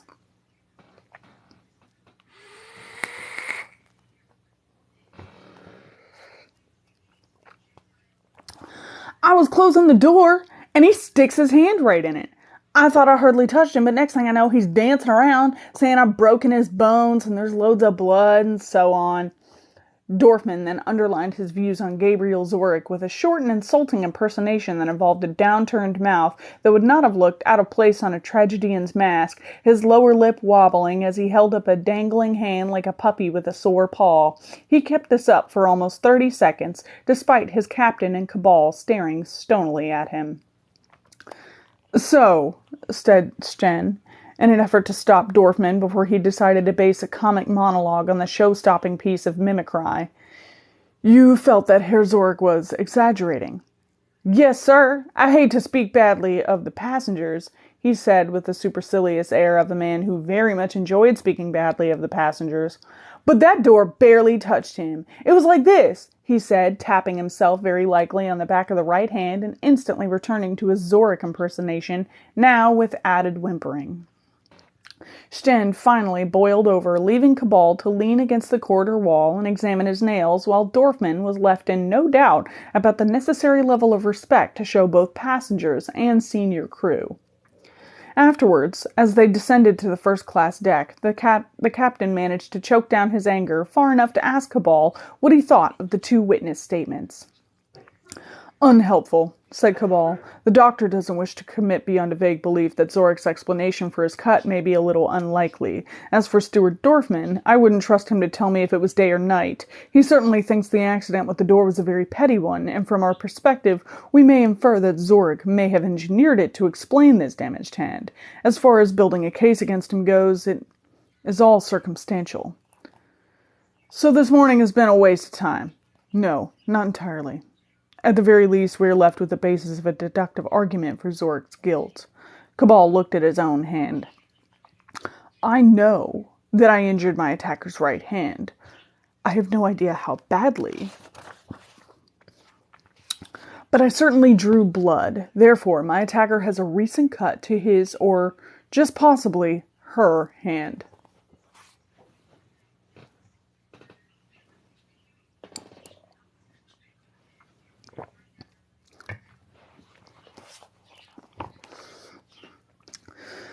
"So we go back to checking everybody," said Sten inside. "Both passengers and crew, as per your original orders. Absolutely everybody must be checked if the investigation is to have validity. No exceptions. We are lucky that this is a relatively small pool of potential suspects, and that the pool is sealed. Nobody comes in and nobody goes out, except via the windows and the maintenance ducts, and such people are unlikely to be guilty in any event."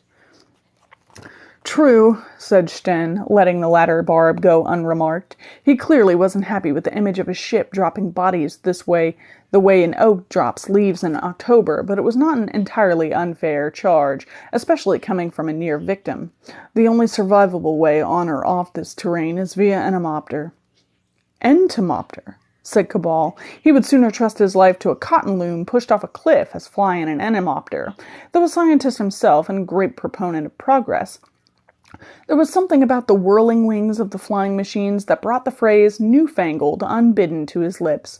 The sheer complexity of the clutch assembly that controlled the two pairs of closely mounted wings as they beat in figures of 8 so rapidly that they were barely visible was a sticking point for him. Anything that finicky, moving that quickly, was simply asking for trouble. "Yes," Sten nodded upwards. "There's an entomopter deck up top. I think the idea is that patrons can join and leave the journey en route rather than having to go to an airport." He shrugged. "Extra weight for nothing, in my opinion. If they're mad enough to have their own machine, then they're mad enough to fly the whole way by themselves." "But not in comfort," added Cabal. Sten grudgingly nodded, but Cabal was already thinking of something else. "Are there any machines up there at the moment?" "No, they tested the deck during the commissioning trials. The arrestor lines work well, and the deck is more than strong enough to stand a heavy landing. I've seen 6 machines parked and lashed down for heavy weather on that deck, which was the benchmark for signing off that particular trial. An impressive sight. It's typical, though. They go to all that trouble to add a feature to the ship, yet once she's commissioned and taking paying passengers, not a single inquiry about using it. Not one. Utter waste of time, money, and effort."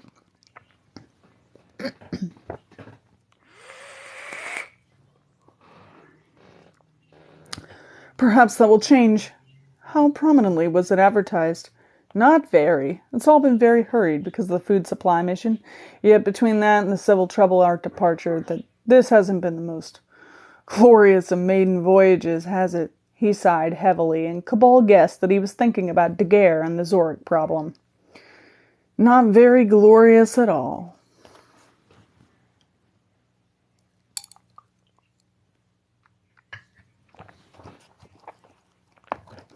Cabal felt tired and depressed all afternoon. He had eaten sausage and some form of pickled vegetable, washed down with white wine, served in another ludicrously capacious glass, by himself, glad that at least he didn't have to pretend to play detectives with Miss Barrow.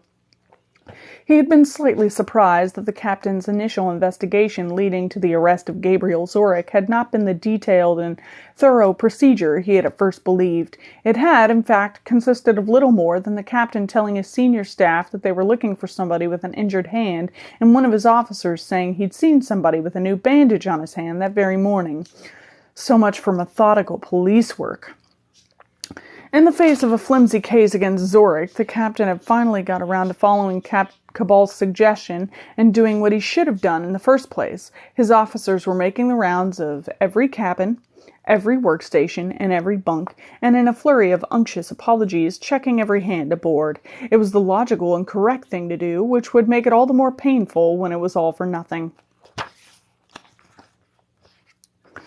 Even if they did demonstrate beyond a doubt that Zurich was the only person on the Princess Hortense who carried the damning injury, it would founder in court because the prosecution's star witness, the undoubtable Herr Meisner, would be nowhere to be found.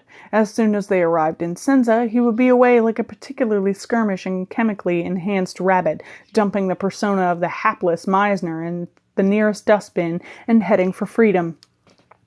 All, of course, assuming that he managed to dodge the police reception that Miss Barrow would be quick to arrange at the airport. He felt the heft of the switchblade in his pocket and considered the quickest and surest way to make sure that didn't happen. But it was a hollow thought. He was just weighing options, and he knew it.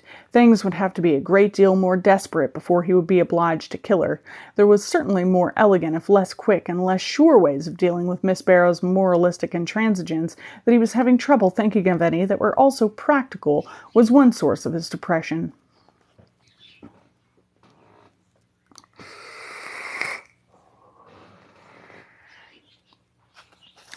Abruptly, a new source presented itself. Without so much as a "by your leave," Herr Casson appeared in the dining room, looked around, ignored any number of empty tables, and sat down at Cabal's. Some imperious finger-snapping later, he had gained the attention of the waiter, placed his order for lunch, and was setting down to the serious business of being boorish. "So," he began with ghoulish glee, "what's all this about somebody trying to do you in, Meisner, me old mate?" Cabal tried to think of an excuse to leave immediately, but apart from a convincing but undignified lie about having an urgent appointment in a water closet, nothing occurred to him. With a heavy heart, he began to tell Casson about the attack. It was only when he was almost finished that it struck him as mildly surprising that Casson had interrupted him only twice, and on both occasions with intelligent questions. As he completed the story, Casson's intense expression smoothly relaxed, and once more he became the oafish poser he had previously seemed to be. Astaroth's tears, thought Cabal. Why is nothing plain and simple in my life? An unsympathetic observer might have said that when one embarks on a career as a necromancer, consorting with demons, digging up the dead and bringing them back to life, or at least something fairly similar to life, one can hardly complain when things become complicated. Even by those standards, however, it seemed a little unfair that the perfectly simple theft of a book had turned into a great tumbling chaos of politics, murder, deceit, and mystery. He wouldn't have minded so much if he had the faintest idea what was going on. No, that was untrue. He would have minded just as much, even if he were in possession of a concise document entitled, "What is Going On?" He would probably have minded it even more, because then the motives for what was going on would have been clearly listed as bullet points, and their weak, pettifogging, infantile nature would be revealed.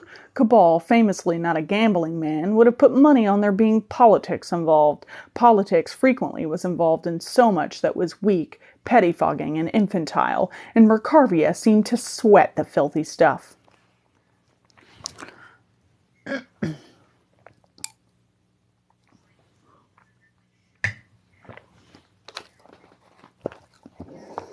And where there is politics, there is lying and deception. Cabal felt strangely let down that Casson might not be Casson, and that the transcendentally irritating man might not have been formed as other men by pressures of life and peers, but as an exercise in creative writing for some clerk in an intelligence or security bureau.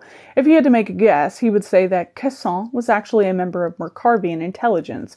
Miracle handled security, and Cabal could not believe that such a polished performer would find much satisfaction in working for a kick-the-door-down and shoot-them-in-their-heads merchant like the Count. Cabal reined in the hypothesizing with difficulty. From a momentary change in Casson's expression, he had transformed the aggravating little man from an exasperant at the dinner table to a super spy at large. The weight of probability remained firmly on the side of Casson being exactly what he appeared to be, albeit with an unexpected and intelligent interest in true crime. This latter thought amused Cabal slightly. If Miss Barrow caused him any trouble, he need only tell Casson that she was a criminologist in training, and she would never be free of him for the rest of the voyage. No, that wasn't quite true. The rest of the voyage was all the way to Catamenia. He was planning to jump ship in Senza, which was also Leonie Barrow's destination. From what little he knew, Catamenia was not much of a holiday destination. He wondered how many of the other passengers were also going all the way there.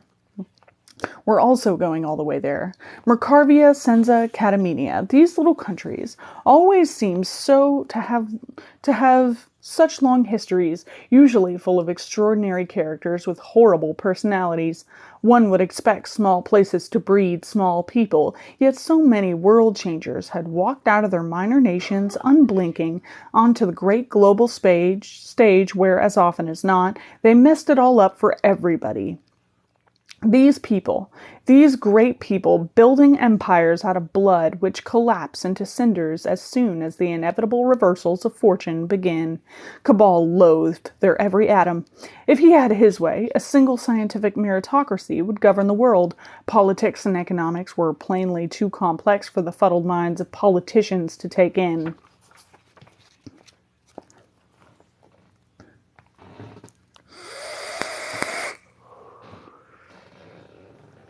He had been thinking all this as an alternative preferable to listening to whatever Casson had to say. In this, at least, it really didn't matter if Casson was a phenomenally boring man or some variety of secret agent pretending to be a phenomenally boring man. The overall effect was still that of being talked to by a phenomenally boring man. Cabal found that he was phenomenally bored by him. Currently, he was detailing the denouement of a long list. "I'm sorry, Herr Casson, but I have work to attend to," said Cabal, rising from the table. "I have some agricultural land remittance discussion papers to work up to a fourth draft, and all this business with Monsieur de Guerre and such like has put me behind schedule. If you'll excuse me." He walked off immediately before Casson had a chance to excuse him or not. Back in his cabin, he sat down to plan how he was going to escape from the aeroport tomorrow in Senza.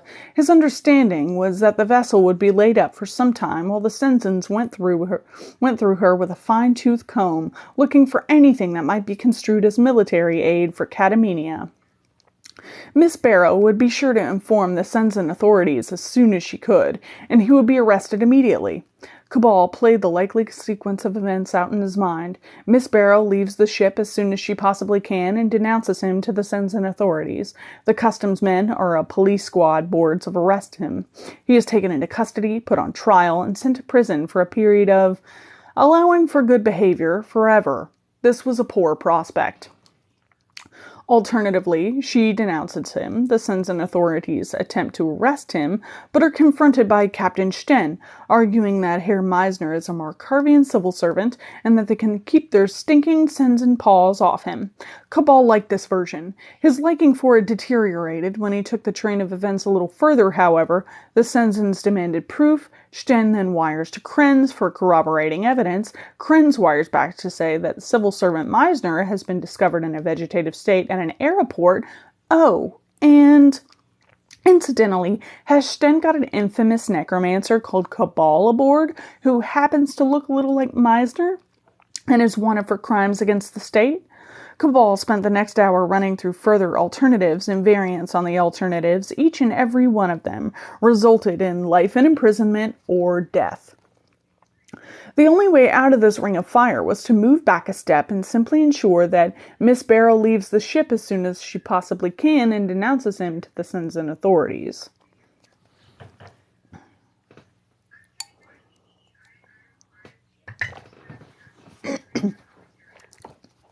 He took out a switchblade and opened it. The pivot still smelled of blood, and he doubted that the moisture was doing the steel any favors.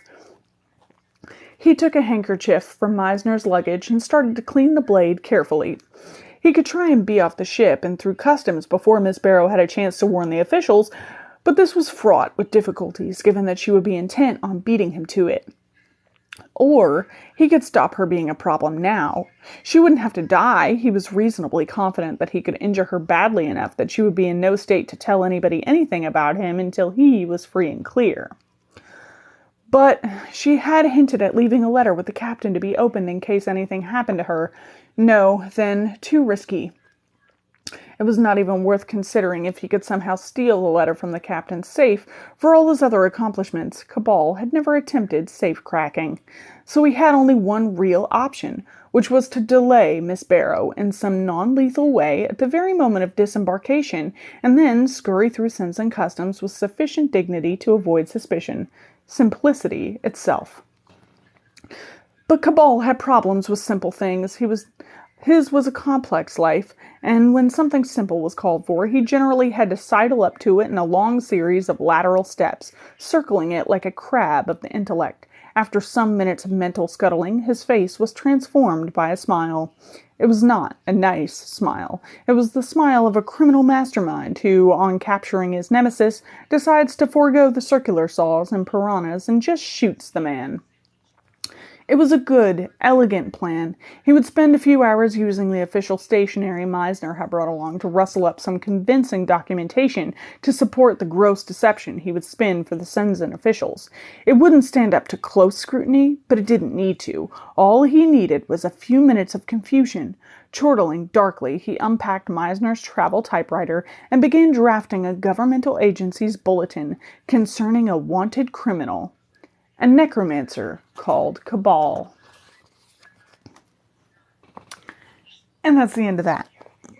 And my bookmark's gone. Oh, found it.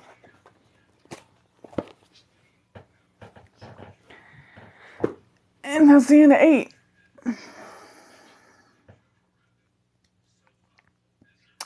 Good timing.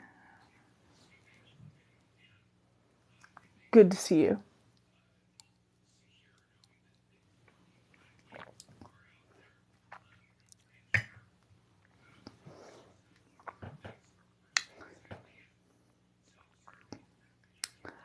So you caught the end. Excellent, excellent.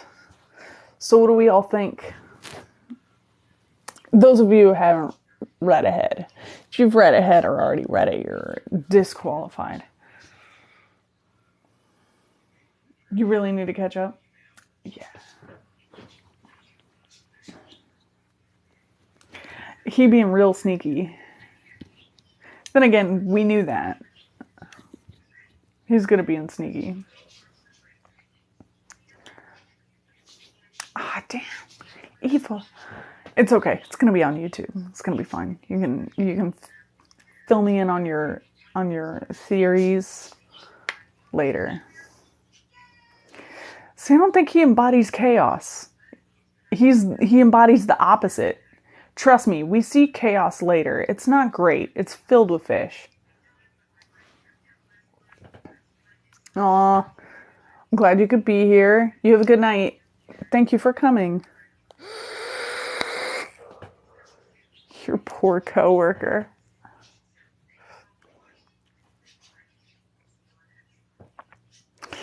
Your head hurts so bad you can't think what to think about it. I get that. I hope you took something for it. Oh man, if your head was really hurting and Denki came in here and went on a rant about Walmart just shouting and stuff, are you doing okay? You doing all right?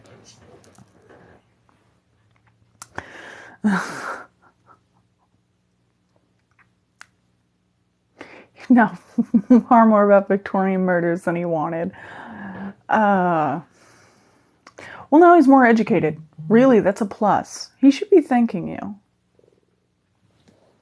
You're fine. Good, good. Thank you for the spiderweb. I appreciate it. Hype for all the book recs.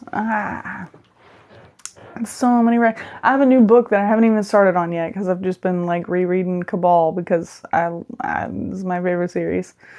Anytime I saved a list of all the favorites of the ones that you guys recommended, and I'm gonna get started on those soon. But yeah, you did. You missed Denki's intermission about the Walmart fight. Don't worry, it'll all be on YouTube. It's all gonna be on YouTube. Whole thing. So if you want to hear Denki rant about Walmart, you can catch that on the YouTube. They went off about Walmart. They frequently do whenever they get really stressed out and upset. They just go on a hilarious rant about it. I don't know how they do it. I have the opposite reaction. I just get real quiet, stop talking about whatever it is. Throw me all the book faves you haven't read since 15 years ago. I will give you all our favorite books. All the books. Who is in the chat right now? Hold on.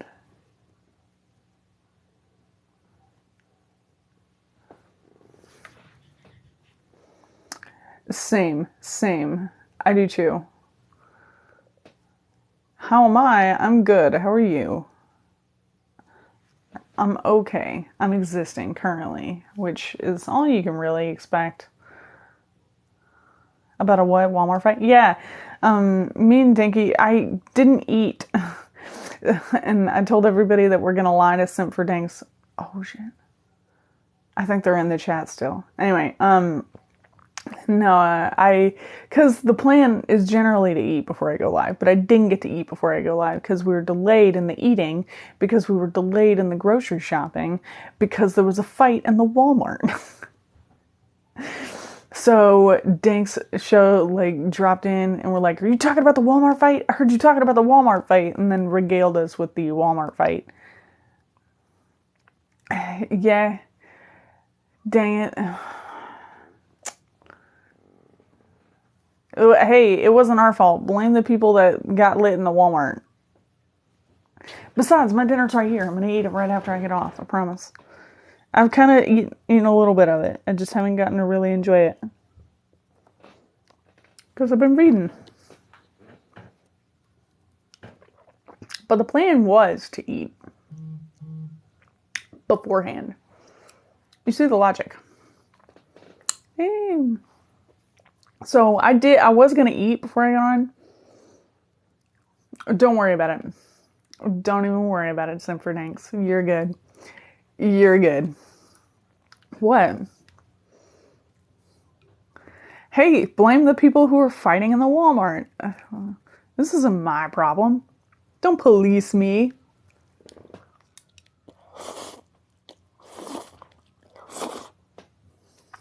I'm eating right now.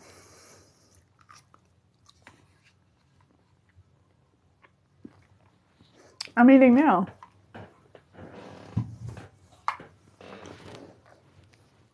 So, yeah. There was extenuating circumstances. And normally we go shopping on Tuesdays. And Sarah does the shopping, mostly. I stay here and shoot content. But Sarah's sick. So, me and Dinky went in his stead. And we were delayed in the shopping trip because there was a fight in the Walmart. So we didn't get home until literally 7:30. I had 30 minutes to set all this up. So we were delayed in the shopping because of the people in the Walmart, which means that I was delayed in eating my dinner unless I wanted to be late. I did drink my water. My water's gone. The water is gone. The water bin gone. So I'm hydrated. I'm caffeinated. And yeah, so blame the people in the Walmart. I have my food right here. I just didn't want to eat on the live and be rude. But I will eat on the live and be rude if you make me. Yep. Here's the other one. I only drink.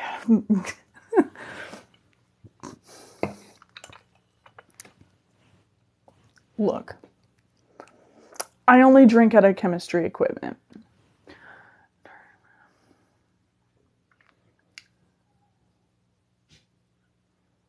What?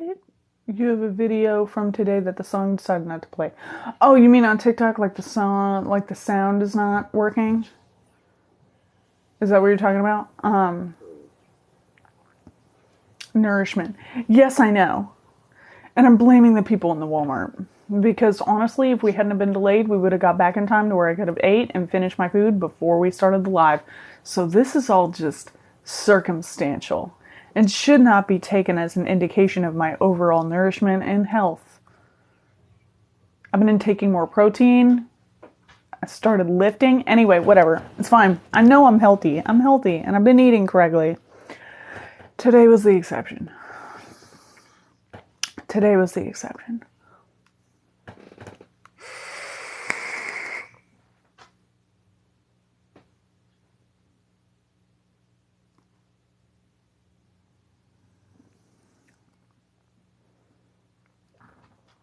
All I'm saying, if you're going to, thank you. Because I only need one. Because most of the time, I have myself thoroughly handled. This is... Oh, that was Sarah. Sorry. I heard right outside the door. It was very loud. Walmart, yeah. Yeah, oh, you can catch up for some for Danks if you want to. Once this is on YouTube, if you want to look at the YouTube channel, you can hear all about the Walmart story. Danks went off. Yes. A lot of the time when you post a TikTok that you've already filmed, it deletes from the drafts, right? So you can't repost it, but it'll automatically download to your phone depending on your settings. If it has downloaded to your phone, it'll have the TikTok watermark, but you can re-upload it, and most of the time the sound will work. I've had that problem before. So if that has happened to you, check the gallery on your phone. I don't know if it works on iPhone now that I think about it, but it's worth a shot. And then, because normally if you just leave it on the automatic settings, it does delete. And I've left it on because in the circumstances where I have had that happen to me and I haven't had a copy of the TikTok that I posted, and then I couldn't repost it and the sound was off and it was kind of, anyway. Good, it works on iPhone. Go check your gallery and see if it made a copy, and then go ahead and just re-upload it from the copy. That's what I would do. Because I'm lazy and I'm not refilming stuff I've already filmed. It's too much work. I have other shit to do.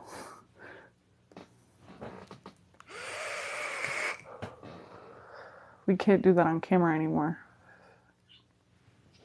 So I keep leaning over for a smoothie. You've seen nothing.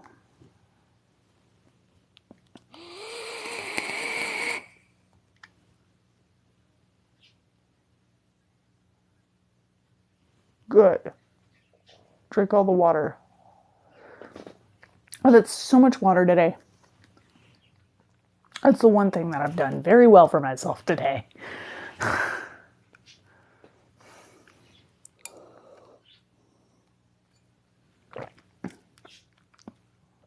That I lean over. What? Bro, water does exist. It's fantastic. You should go drink some. I have, sometimes I put lavender in my ice cubes, and then I drink water before bed, and then the ice cubes melt and the lavender goes in there. And then it makes it slightly flavorful, because I don't like plain water a whole lot. Good job, everyone in voice chat. You are dehydrated. Go get yourselves in order. I actually don't have that problem today. Oh, I'm just undernourished. Score for me. I did do everything else right.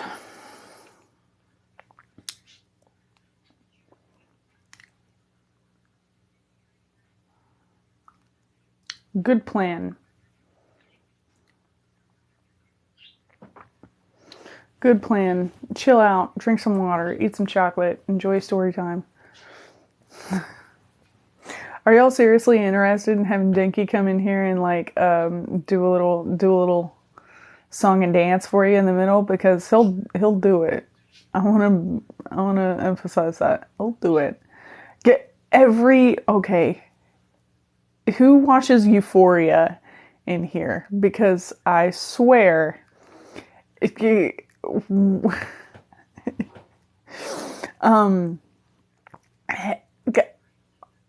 least once a week. I don't even know what Euphoria is. I don't care. I don't want to watch that. It sounds like one of those shows that's like too messy and like too, like if it's like true crime, it's messy in a good way because it's real and I like it because it's real. But I'm not really into like a lot of shows with a bunch of drama for no reason that are like, made up. I don't like that. So like stuff like Shameless, Euphoria, all that stuff, it doesn't really catch my interest at all.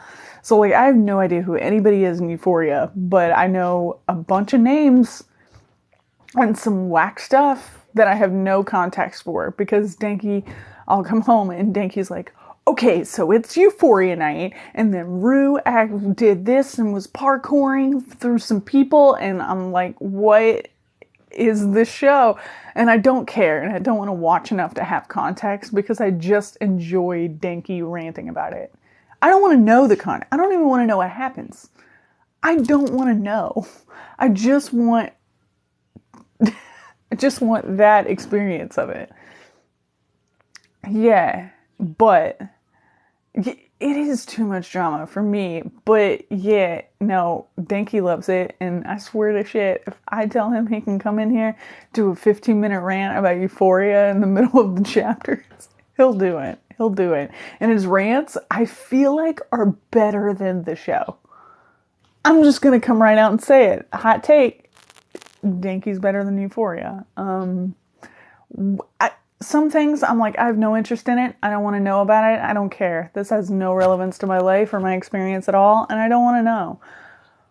But I would love to listen to you complain about it. Yeah, I do. I like watching them enjoy it, in particular. There are so many things like that. I'm like, I don't enjoy it, but I'm really enjoying that you're enjoying it. Yeah, no, on the daily, I get at least one a day about something random. Today it was Walmart. Tomorrow it could be tacos. Next week it'll be badgers. I don't know. They'll just go on a thing. I have no idea when it's going to happen. I have no idea. And that's the thing, is sometimes it's very unprompted. I'm doing my own thing in another room, chilling by myself. Door kicks in. The thing I hate about underwater cave systems is, and I know what I'm doing for the next 15 to 20 minutes, and I don't dislike it. Like, I could be in the middle of something very pressing, and I'm like, yes, tell me about it, while I defuse this bomb. Like, I don't even care. I want to know, because it's really fun to watch them get really hype. In particular.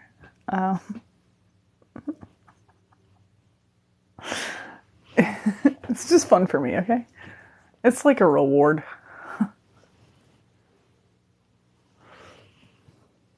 I don't know if I'm supposed to do that on camera either. There's new regulations now. They released new community guidelines or something. And I flicked through them, and they worry me a little bit. Thank you. I appreciate the roses. Oh, thank you. But yeah, I'll get him to do that. He would be really good at it.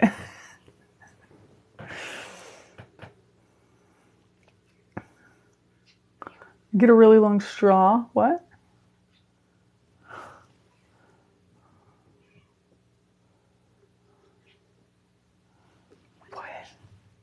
I don't understand what just happened. I don't understand what we're talking about. The drink?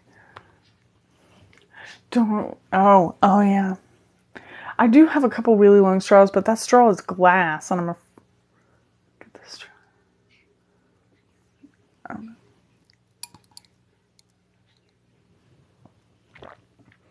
I don't know.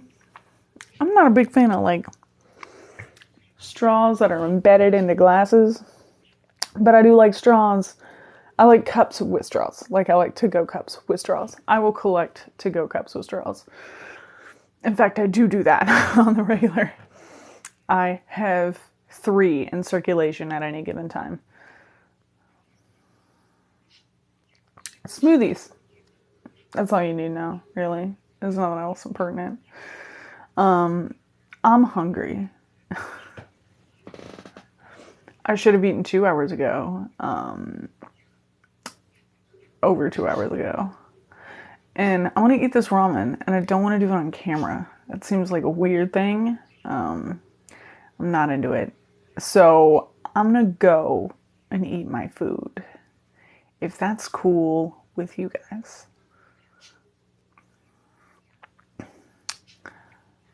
But I will see you next week, hopefully at 8 p.m. on a Tuesday, where we'll go ahead and do 9 and 10. And if you want, you can re-listen to this and hear Denki's Walmart story and all the parts of the chapter that you may have missed on the YouTube channel. If you weren't aware of it, it's in the link in the bio. You hit the YouTube button and it's right there for you. And I'm going to go eat. And I appreciate you all being here and supporting me and being super awesome. And I'll see you next time.